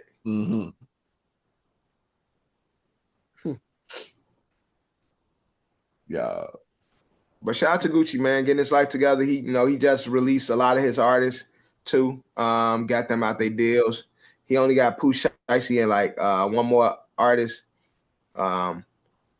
So he's trying to do right and just clean up all his, affairs. So shout out to Gucci. Gucci who? Gucci Mane? Shout out my nigga Gucci. Gucci. But now let's get into a correctional officer arrested for hustling wings on the inside. Let's go to it. Texas prison officer arrested for selling chicken wings to inmates at about $6 per wing. Yo, making that dough, bro. Like, yo. He was caught selling habanero chicken wing from Wingstop for $50 cash. So he cooking. He caught Wingstop, so he wasn't even cooking the wings. He went to the store real quick. Bad nigga, you want one wing? Nigga charging per wing and shit. Nigga, I would have went to White Castle, got a crave case, charging niggas $20 a burger. That's crazy. Eating, hey, you know them conditions is fucked up. Bro, that food is nasty, bro. Like, nigga, I know they were looking forward to that nigga bringing those chicken wings in there, bro. And look at all these prison videos. These niggas be having phones, computers. So that shit wasn't none of them. Paying $6 for a Wingstop wing and a cheesy fry and shit. Like, nigga, for $8, you get one cheesy fry and a sip of this Dr. Pepper. But look, man. Hey, I ain't mad. I don't knock the hustle, man. I don't knock the hustle. That's kind of just He should have just. The Wingstop for $50 is steep though. The wings for $6 I can say, but the Wingstop for $50 that's steep right now. Now you dig into my commissary. He fucked up. He fucked up because he should have switched it up every week. One week he should have got some McDonald's. Next week he got like a 10-piece from McDonald's. Next week get a crave case from White Castle. Go get some Kennedy Fried. He should have gave like a menu every week. He slide under the bunks like this week's menu. Tuesday Subway. Y'all niggas get a slice of this salami and shit. That sound crazy, but he was paid through Cash App. They sent the money through via Cash App to him. That's what I'm saying, because them niggas all got phones. Niggas all got phones and shit, man. Hey, I ain't knocking the hustle. He like, yo, nigga, say that shit. You know the Cash App make that little change noise. All right, here go your wing. Nigga dropping it between the sales and shit. Like, yeah, everybody in the comments like, whoever, somebody definitely told they was hating. Fucked it up for everybody. That's fucked up the game. Somebody who couldn't get a wing or came up short only had $4, and that nigga told him like, nah, no chicken for you. That nigga went and told. Niggas be haters, bro. Mm-hmm. Shout out to, man, that's, look, talking about businesses booming. We talking about the plumbing and trade. Now, this is the business we need to be focusing on. Illegally smuggling food into prisons. That's the boom. That's the $1 million business that we about to see grow. That's the increase. Smuggling of food illegally in prisons. Another form of drug dealing. Let's go. Drug. Well, it's a dealer. They dealing something. They just dealing something. I won't say drug dealing because ain't nothing that can kill you. But exactly, you dealing something. Maybe they could die from high cholesterol. I don't know. But I'd rather them smuggle some food than smuggle drugs. Yo, that shit funny. Y'all remember when McDonald's used to have like the dollar burgers and shit? The cheeseburgers, 50 cent, 75-cent burgers? 50 cents. Dollar they had that. No, remember they had that. They used to have the dollar burgers, the hamburger, and then the cheeseburger like sales. John, you remember that shit? Dollar menu.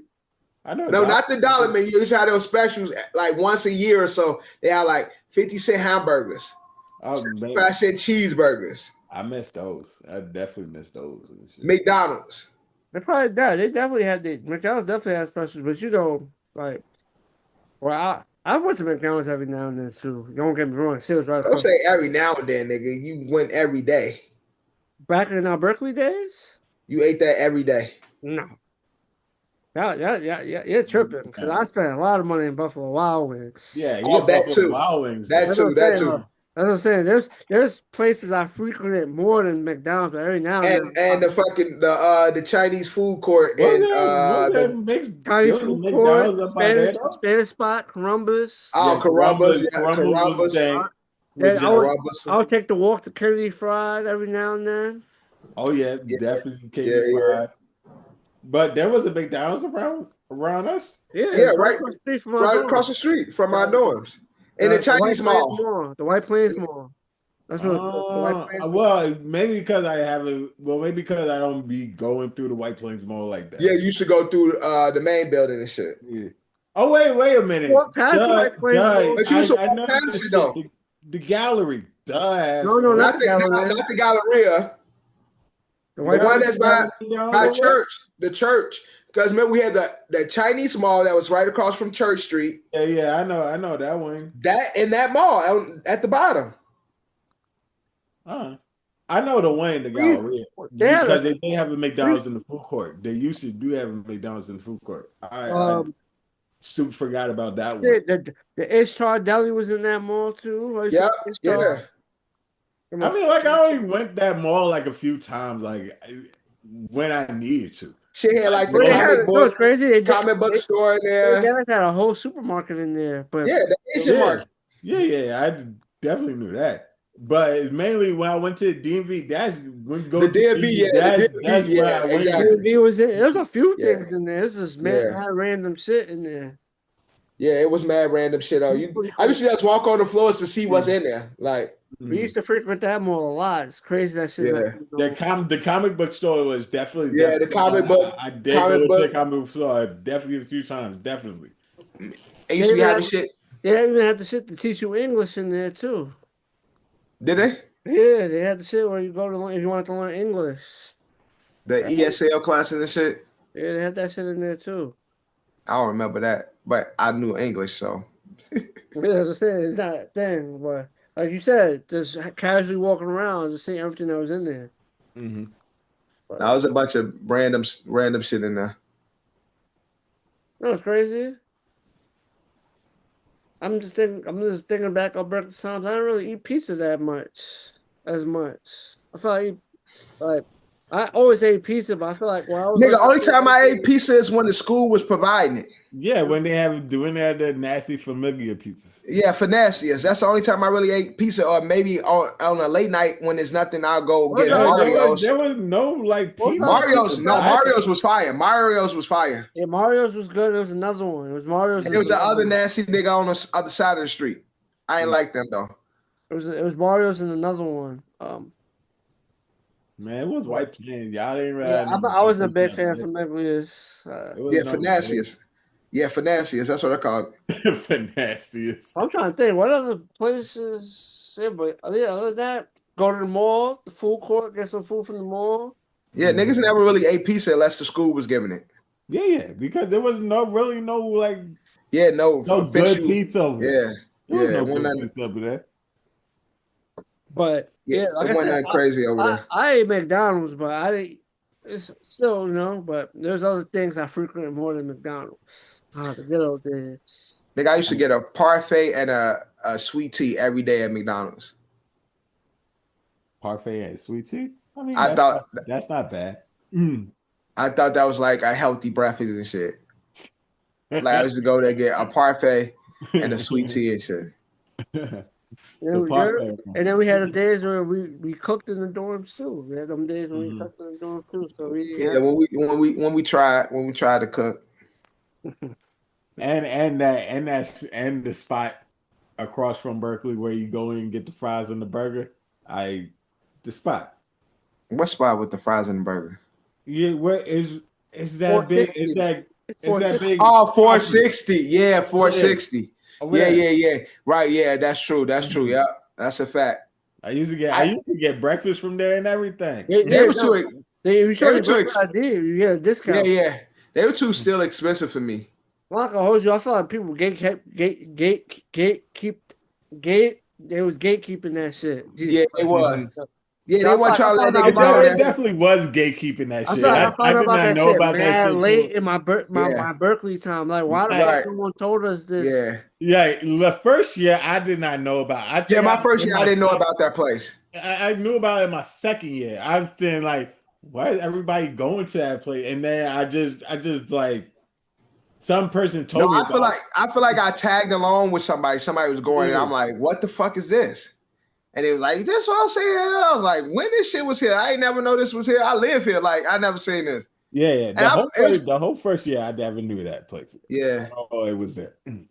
They really that's crazy. They gatekeep that shit. That's crazy. They did. Definitely did.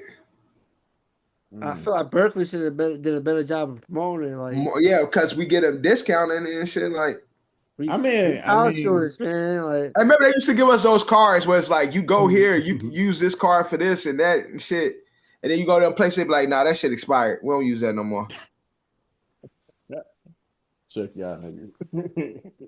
Yo, they dad used to get a card, like different places you can shop at in White Plains and shit. You go to that place, like, "Oh yeah, can I get $10?" They say I get $2 off of Cold Stone. They like, "Nah, that shit. Oh, that deal been over." Nah, that's whack. That's whack as shit. But now let's get into woman wins the big bucks from Target. So originally they tried to settle. They tried to offer a $250K settlement to avoid trial. She went to trial. She wins $11 million. That's why they tried to settle. Mm-hmm.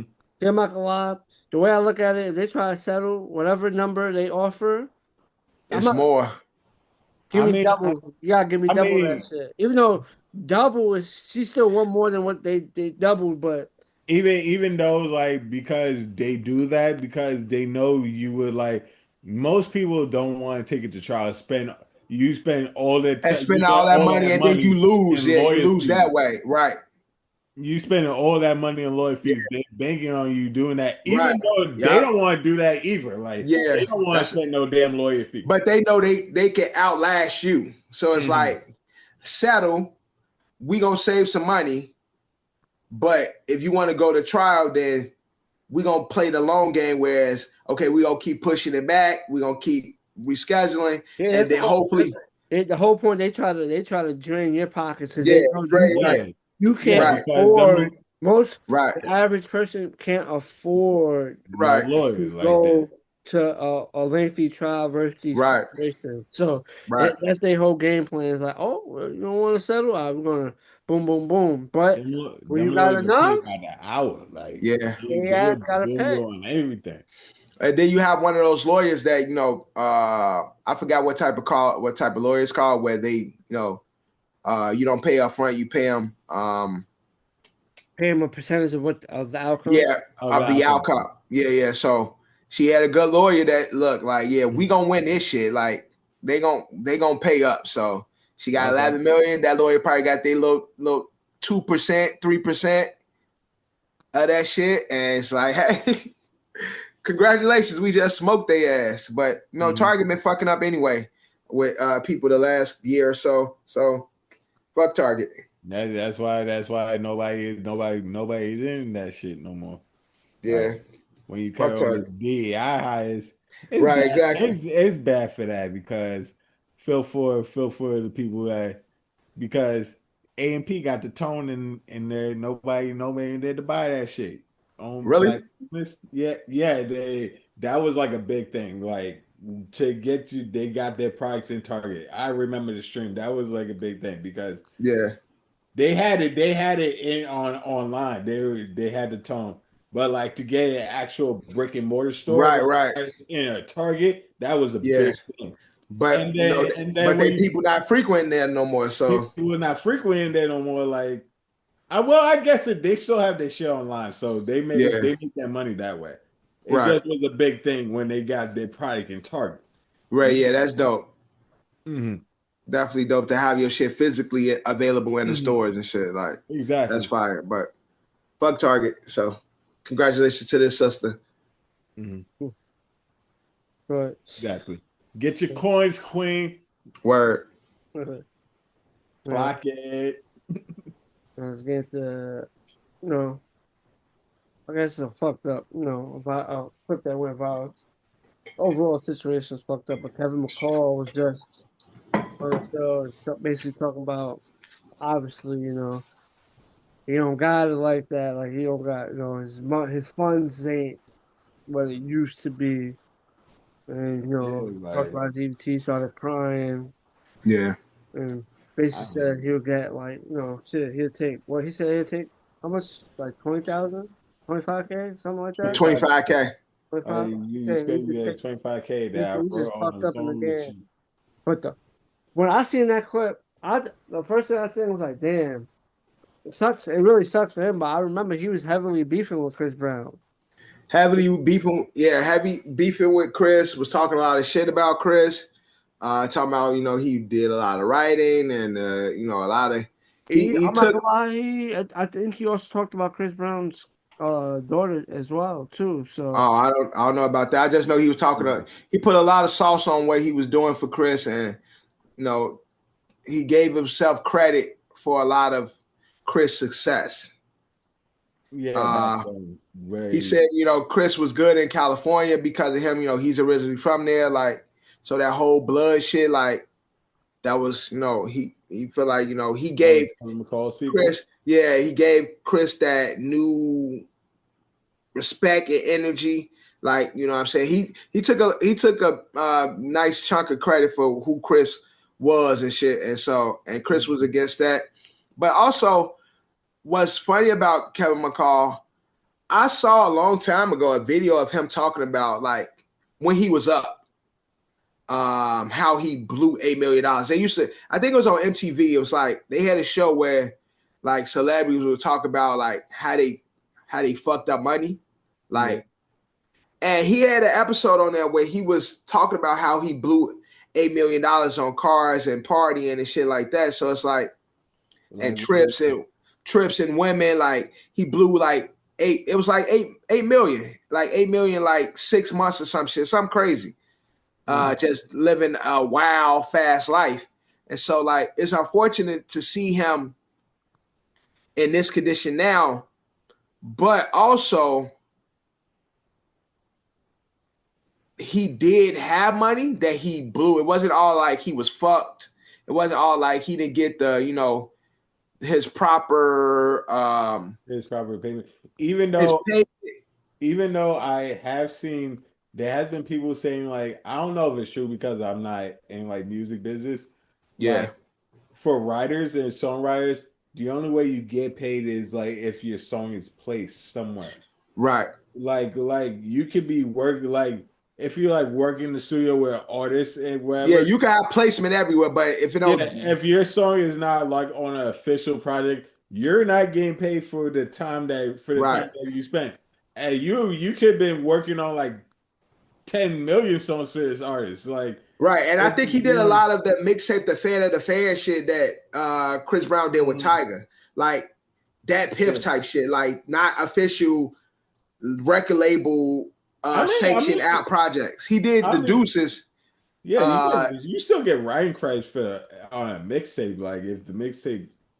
Yeah, but what I'm saying, like, you know, if it wasn't by the record label, like the record label ain't paying you out for the mixtape work and shit like that. You probably getting paid for the work, but you ain't getting the residuals that you would get from the label from an album record. Of course, yeah. So, and again, he did, you know, him working with Chris, he did land his own deal. And so that's what I'm saying. Like, I've seen the videos of him talking about this wild life he once lived and how he blew $8 million in 6 months living this fast life. So I think the whole thing where he said like where like I had to like wear a mask and that you crying that hard. It was just at the fact that he was so high. Right.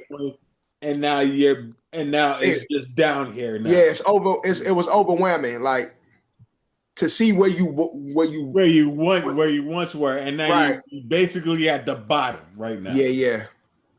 That brought his emotions out. Yeah, definitely. It was definitely that. And it's unfortunate, you know, to see people be down like that.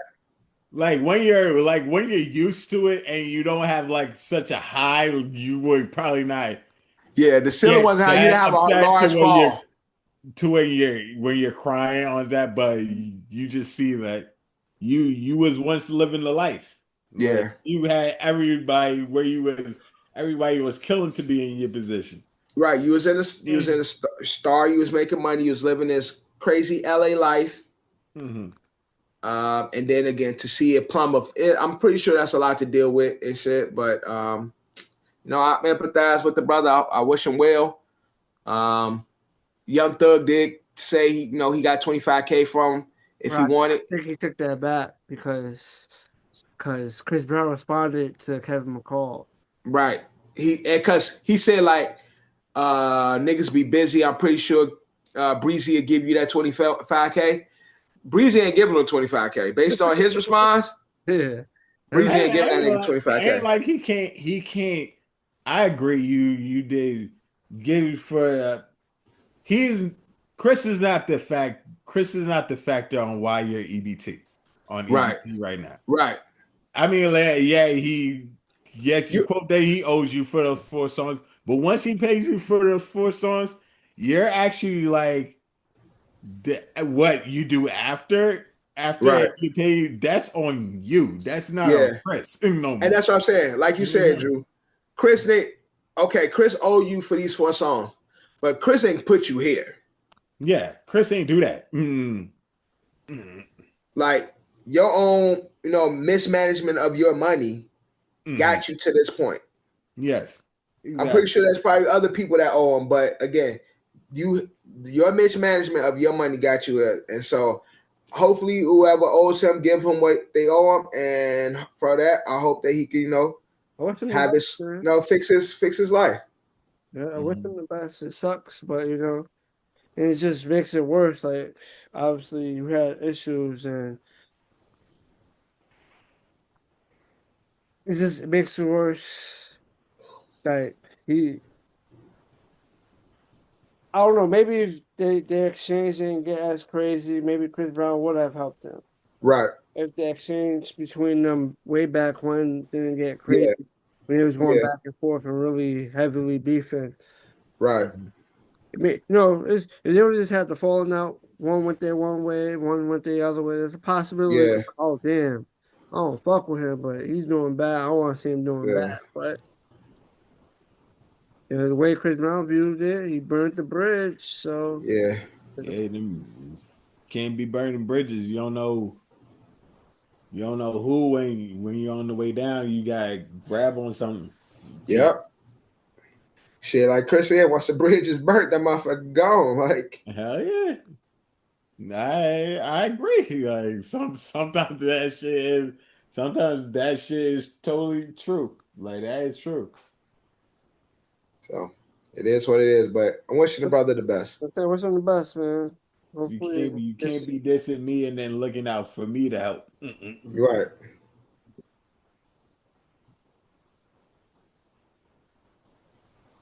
But now let's get to our closing segment. It's been a while since we haven't played this, so this is how we're gonna do it. Okay. We're gonna play ASO, Culture Dash. So I got five topics, basically. I got 5 topics. So I'm gonna try to, distort the topics. Oh, that's all. Arguably I got 2 easy topics, 2 relatively easy topics. But Okay. I'm trying to just, give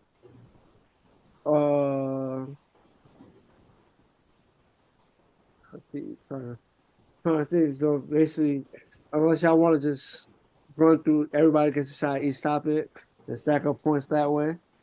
We yeah. All right, so He can fuck up. Other person pick up. Okay. I'm right. I'm fine all with right, that. so yeah, so fucking no, I'm not designating no topics. All right, so now I just gotta decide. So basically, everyone starts off with 30 seconds. So in 30 seconds, you gotta ring off 10. The goal is 10. Every time you ring off 10, you get an extra 5 seconds. So you get an extra 5 seconds added to it. So when you go into the next category, Yeah. if You got more time. so, since usually it's just be me and Dev when we run the dash, so more practice, perfect for the game. So where you get the point is, so say if you don't get to ring off the 10 in your time limit, and your opponent rings off the 10 in that time limit, they will get the point for that round. But it's also if you get the point, you will get advantage in the next round, because if you get the 10, you get that extra 5 seconds added, and you lose 5 seconds and you don't get it. So Okay. if you lose a round, you have disadvantage. You win a round, you get an advantage. So what? I remember this. We played this in OSA. I mean OSA before. We played this in OSA before. I remember. So now I just gotta decide who goes first. Think of a number. All right. Think of a number. No, that's, I was about to be a troll. Think of a number between 20 and 32. 24. No. 27. No. 32. Nope. 30. All right, Drew got it. Drew will be going first. Okay. It's funny. I was gonna say think of a number between 0 and -10. That's what I was gonna say. Think of a number between 66 and 68. Oh, that's why. It's funny. 6, 7. I got an email, or because I still got AOL on my phone, and it basically saying teachers is tired of that shit. Oh, they are, but there's an article talking about teachers is tired of that shit. Bro, I just hate. And again, as a teacher, I hate teachers sometimes because it's like, bro, kids just be kids. Like, let them rock. I be starting shit. They be getting mad at me because I be getting the kids started with the 6, 7 and shit. They be like, Mr. W, don't start. I'm like, man, leave them alone. Let them rock. But they do be doing too much, because then they'll keep going. Then I have to be like, all right, chill out. Like, yeah. See, this is why we can't have no fun, because y'all dumbass want to take it too far. Oh, shit. We're at the 30 seconds. We're at the 30-second mark. Drew, the first category of it will be Wayne family movies. So you got to name movies that the Wayne's family appeared in. Okay. So any movie they appeared in will count to your thing. So you got 30 seconds. Give me 10. You don't get 10, Dev gets the opportunity to get his 10. And you lose 5 seconds for the next round. So that's let me get to the clock. The 30 seconds is about to begin. Start ringing out names in 5, 4, 3, 2, 1, go. Dance Flick, Low Down Dirty, Shame, Major Pain, Scary Movie 1 and 2, Haunted House 1 and 2. How much do I got? You got 7. Keep going. Yeah, I know. Senseless. You got fucking think, Andrew, think. You fucking I know this two more. Senseless. Fucking Oh, damn, Drew. So, Drew, you'll be. I know this shit, and it's pissed me off. You got 8.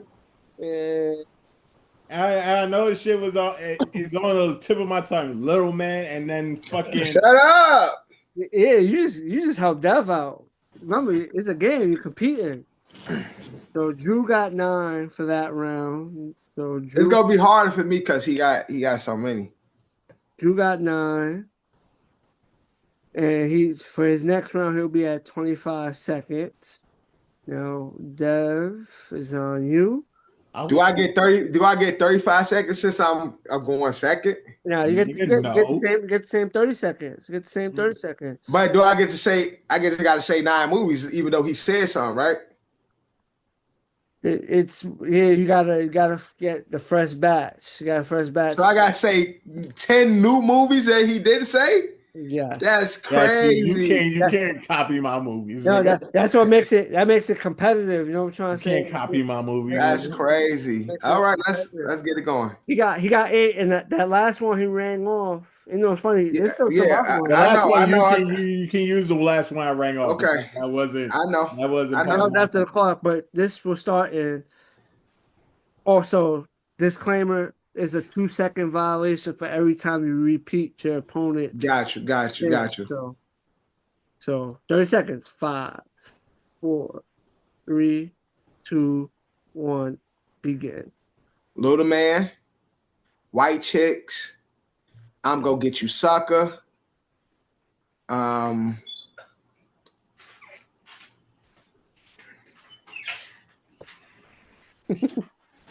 Above the Rim, Norbit, I'm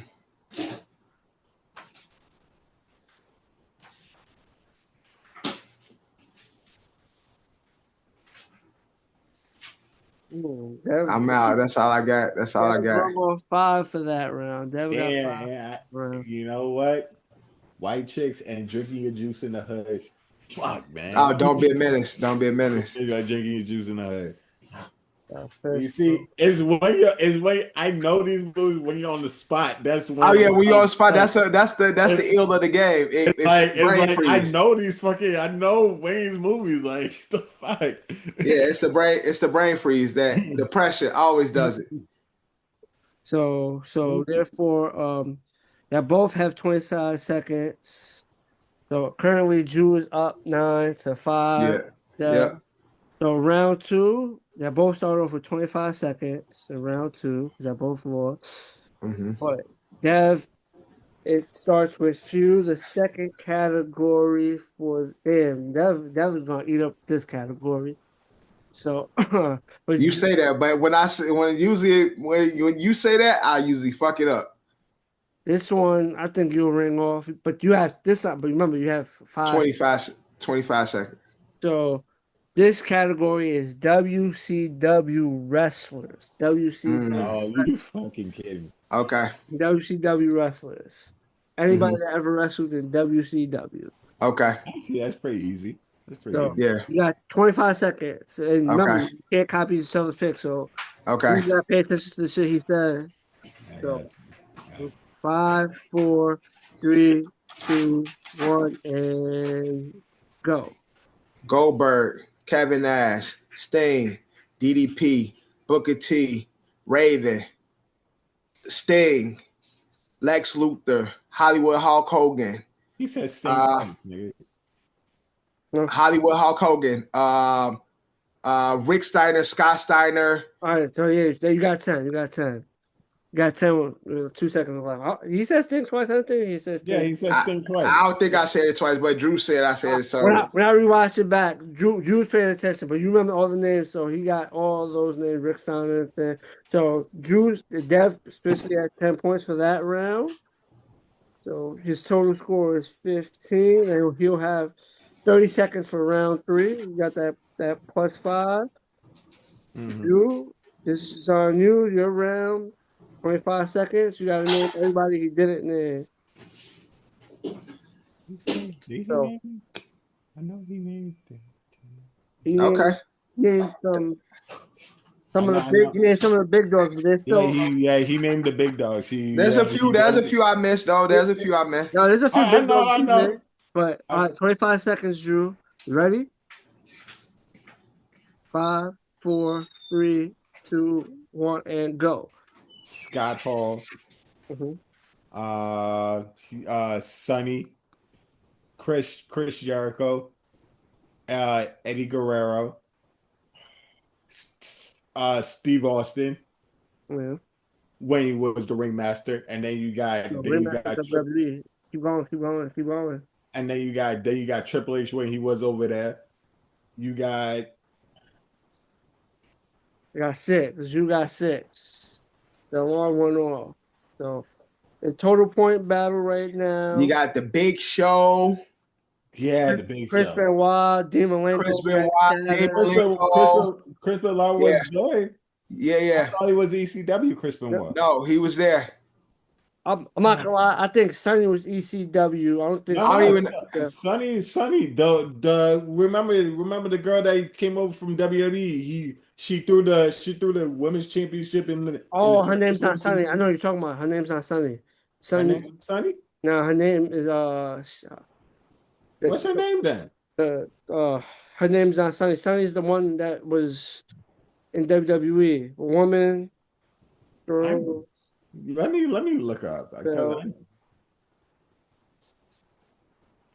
Wrestler. I forgot. Oh, but yeah, Alundra Blaze. Oh, okay. Medusa. So he didn't get it then. The duck, 9. Well, what he has 5. Yeah, he has 5. So and the duck time. Yeah, so when we get to round 3, which Drew would start off with 20 seconds. 20 seconds. Is you'll have 20 seconds to get 10. And that's what's the score? So Drew got 5 that round, and you had 10. So, I'm at 30 seconds though. Yeah, you had 30 seconds. Drew's at 20. So the score is currently 15-14. Dev is up 1 point. Drew, you're down to 20 seconds for the next category. Dev is up to 30 seconds back at the OG. And the third category, so let me go to 30 seconds. Let me get to the third category. Now, Drew go first, right? Drew go first. Yeah. This round, yeah. This one I felt like is the most toughest of all the categories. So this category is movie in our college years. So this is a 5-year span, 2009 to 2014. Bruh. Damn. Bruh. I felt like this was the hardest one. So 2009 to 14. You guys just got to think about all the movement. I'm not gonna lie. I could really ring off on this. I mean, I can't eat. I'm just not remembering. It sounds more difficult than what it is. Drew, you start off this round. I'm trying to think of those Tuesdays. So yeah, Drew starts because I'm trying to think of those Tuesdays too. Yeah, Drew started off the first round. So you're correct. Drew, you have 20 seconds. Just ring off as much as you get. Try to collect some points, but just know your time is dwindling, and the next 2 topics ain't as difficult. So you're at 20 seconds. 5, 15 seconds. Fuck. 4, 3, 2, and go. You got Ted. You got Captain America. You got Fantastic Four, the shitty movie. You got American Reunion. Uh, what was those Tuesday movies? You got Iron Man. Iron Man 2, Iron Man 3. Iron Man 3 ain't college. Iron Man 3 Yeah, ain't Iron Man college. 3 was college. No. I'm gonna give him Iron Man 2 and Iron Man 3 were Iron Man. The first one was pre-college. Oh, okay. So that's what that was. He named off what?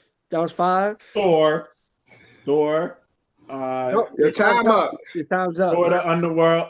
You come on. Time's up, man. I could have racked up on the superhero movies. Fuck. That's why I said it was easier than what I think it is. That was a boatload of MCU movies. But so Drew got 5 on that one. Am I 5. correct? Drew got 5. So Drew another round with 5. And Thor don't count. Thor does count. No, it didn't count. It was after the time. Yeah, Tom has set. So Drew round 3 is 5. So total score is 19. And he's down to 15 seconds. Dev, you're round 3. You got 30 seconds to start ringing them off. Obviously, you can't name the 5 that Drew named. But here we go. Avengers. Insidious. Paranormal 1, 2. Fucking. Yeah, we saw him in college. Thor 1 and 2. All right, 6. Fast 5. Fast 6. Yeah. I can't think of this shit out. Time's up. You got to 8. That was 8, right? I had 8 figures. Yeah. Deduct them points. He's down to 25. Down 25 seconds, but he's still I'm definitely down. I'm down 25 seconds, but I got more. So now it's Dev starts off this next round. No, you got a name Batman, which is crazy. Batman Returns. Oh, I forgot. I forgot about that. The Dark Knight was college too, right? Yeah, Dark Knight. Yeah, that was college. I'd be forgetting DC was even around that time. The fucking. I was trying to think of all the horror movies because we saw a lot of those. I feel like the last 2 Twilight movies was in our college years. The last 2 Twilight. It was. The last 2 Twilight movies. Remember, they broke it up into 2 parts. Okay. Did Harry Potter end before we went to college, or ended during our college years? It might have been during our college years. I can't remember. Harry Potter 7 came out. I'm about to Google it just because I think 6 and 7 might have been in college years. Harry Potter 7. Part 1 came out. Yeah, part 1 came out in 2010. So the last 2 Harry Potter movies. Yeah, the Deathly Hallows. Yeah. The last 2 Harry Potter movies was also in there. I'm trying to think. What's another movie? I was trying to think of all those like fucking Insidious and all those movies like Insidious. Like a lot of those was coming out. There was like Hangover 2. It was a Hangover during that time. Hangover 2 or 3 came out in our college year. Yeah, Hangover 2. Hangover 2 came out in 2011. 3 came out in 2013. So yeah, that's the rank. I said 09 and 14. We seen Paranormal 3. Did we see? Yeah, definitely seen. Yeah, I don't think Paranormal 1 was during college though. It was because I literally saw it with these niggas. Paranormal 1 might have been 08 or 09. I know it was one. Oh, it was 07. It was 07. Oh, so so it's the same thing with the Iron Man. The 2 and 3 came out during our years in the first. Yeah, 2 came out 2010. No, but we definitely watched 2 and 3 in the movie theaters. Yeah. I know there's some paranormal. I just didn't. I know our first official paranormal was like great movies that came out in 2010s. Let me see what they give us. Movies that stood out. 2010s. They got some weak ass shit. Planet of the Apes. Yeah, that first one. You had the UFC, you had that UFC movie that came out. You had also the movie where we had Invincible. That's what it's called. Where Mark Wahlberg was the walk on. Oh, okay. I think that came really out. remember that movie. Our college Was Southpaw during college? I don't think so. I think it was a few years. Transformers came out. Was definitely during college. Yes. Transformers. Yeah. One of the Pirates of the Caribbean came out during that time. We had Mission Impossible Ghost Recall during that time.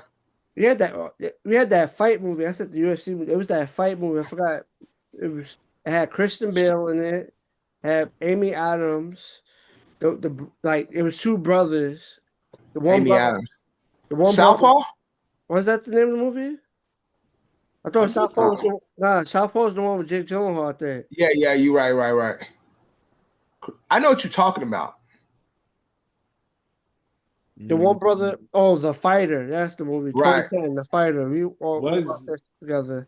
I don't remember the name of the movie, but that movie where Mark Wahlberg's in it, The Fighter. What movie you talking about, Drew? That movie where Jamie Foxx was in jail.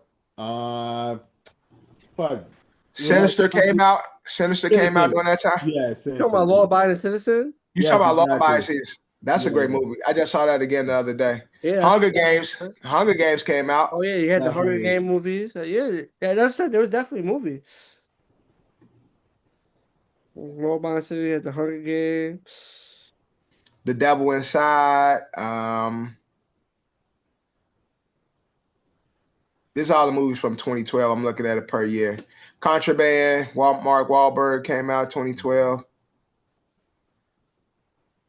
House on the End of the Street with the girl from Hunger Games. Oh, yeah, the New Nightmare on Elm Street. Yeah, The Possession. Nah, Freddy versus Jason was in high school.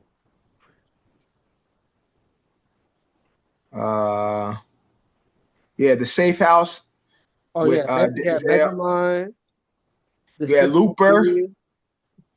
Looper came out 2012. Wrath of the Titans came out 2012. What was the other movie? It had Superman in it. He played like a god. That came out. We watched it. You talking about 300? Nah, not 300. Not the 300 sequel. You talking about it's Immortals. That shit was fire. That came out. Yeah, Immortals. That was my Immortals. Had Superman in it. Yeah, when he was little. 2011. Yeah, Immortals. Yeah, Immortals is fire. Yeah. Shit, you had that also. Dawn of Mars. I think that came out 2010. What's that? I said Dawn of Mars. That's what it's called. It was like the guy. He was originally from Earth, but since he went to Mars, he had superpowers. Man, I went to see their movies. Nigga, we went to the movies every Tuesday, nigga. Oh, I said John of Mars. John Carter. The movie's called John. Oh yeah, John Carter. Yeah. I actually like John Carter, but it bombed in the box office. Yeah, it bombed. I was dormant. I was commuting. Right. Yeah. So we ain't had shit to do. We literally will spend $5 at the movies every weekend, every Tuesday. But nice. Yeah. So Dev ate that round. He has 25 seconds for his next round. Drew has 15 seconds. The next topic. What's the score? Yeah, what's the score? So Dev scored 5-10. Dev is at 23. Drew, you're at 19. Because you went 5-5. You started off strong and went 5-5. Dev's the only one that completed a round of 10. So it's 23 to 19. Dev starts off this round because Drew went off first. That was the last round. Right. Dev, you have 25 seconds to give me 10 female rappers. Okay. It's way more now. It's way more now than there was, so you can bring it more. I feel like it's enough for both of y'all to get to 10. I think so. Okay. I mean, I'm gonna fuck it up, but okay. So let's get it. You have 25 seconds to give me 10 female rappers. Okay. All right. 5, 4, 3, 2, 1, and go. Nicki Minaj, Cardi B, Meg Thee Stallion, Bia, Lil Kim, Foxy Brown, Rod Digger, Missy Elliott, Eve, Glorilla. I'm good. That's 10. That's 10. That's 10. 10. With like 10 seconds left. There's still some names that he ain't named, Drew. There's still some names he went for the big dog. So Dev got 10 points on that, and he got the plus 5. Dev got 10 seconds, and he will have. He got scored 10, and he will get 30 seconds for the final round. Drew, you have 15 seconds, and you will have to, It's crazy, guys. 15 seconds, 50 seconds. You got 15 seconds to ring off as much as you can. So 15 seconds. 5, 4, 3, 2, 1, and go. You have Foxy Brown, you have Lady of Rage, you have Flo Millies, you have you have Big Mama. Oh, Lotto. Yeah. Helping this shit. Yeah, that was a big name he could have named. So unfortunately, Drew, you got 3 that round, and you named one that Dev named. So you will you named Fox. Yeah. Yeah. So because what I did, I went big today, and I went back and got the bigs from that era that before. And we say Lauryn Hill. Oh yeah, I say the Brat. You got Lauryn Hill, Coyle Ray, both of the City Girls. Yeah, Doechii, Doja Cat, Doja. All right. It's when Lil Uzi Vert. It's when you. And plus, I had 15 seconds. You had what? You had 30 seconds. So he only got 2. He only got 2. He only got 2. No. And I had 3. He got 3. No, he got 3. Okay. He got 3. He got 3. And he only got 10 seconds though. No, unfortunately, he's at 8 seconds. It's a 2-second violation. So yeah. Fuck no. Yeah, I said it's a 2-second violation if you name each other's names. All right, for the last round, I'm fucked then. Well, at least with the last, you go first. You go first. So you could the last round, the category is comedians. Ooh. So you have 8 seconds to ring off as many comedians as you can, Drew. So you got to go for the, go for the gusto. You got to go and all right, you ready? 5, 4, 3, 2, 1, and go. John Witherspoon, Tony Rock, Chris Rock, Marlon Wayans, Sean Wayans. You got Damon Wayans. You got fucking. That's it. You got 6. You're almost 6 in 8 seconds. You're almost 6. That's not bad. But I feel like you could went more with I know. I could went more. Yeah, I know that. All right, let's go. I had Chris Tucker in the Tucker. I was thinking about Chris Tucker. Man, leave me alone. You can say Chris Tucker. This is not me. Drew, your final score is Drew. You went 9, 5, 5, 3, 6. So that's 19, 22. A final score of 28. Final score of 28. So technically, I've already won. Yes, but let's see if Dev could get 10 in 30 seconds. So, because the score is 33 to 28 right now. Dev's in his final round with a full clock. Full round with a full clock. You can't name Sean and Marlon. Can't name the Rock Brothers. Yeah. You can't name. I know who I can't name. I mean, yeah, you got a whole bunch of comedians, honestly. So you still got a whole bunch. And you got the white ones. But let's go. Here we go. 5, 4, 3, 2, 1, and go. Kevin Hart, Dave Chappelle, Chris Tucker, Martin Lawrence, Kim Wayans, Jim Carrey. Yeah.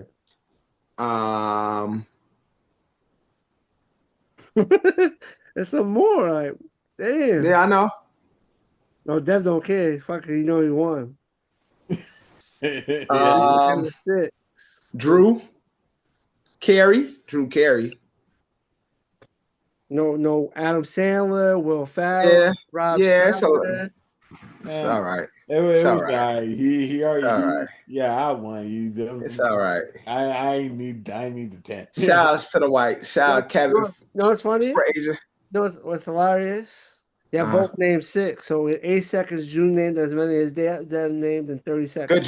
Good job, Drew. nigga, he threw that round because he know you won. Good job, Drew. What? They were saying, yeah, so.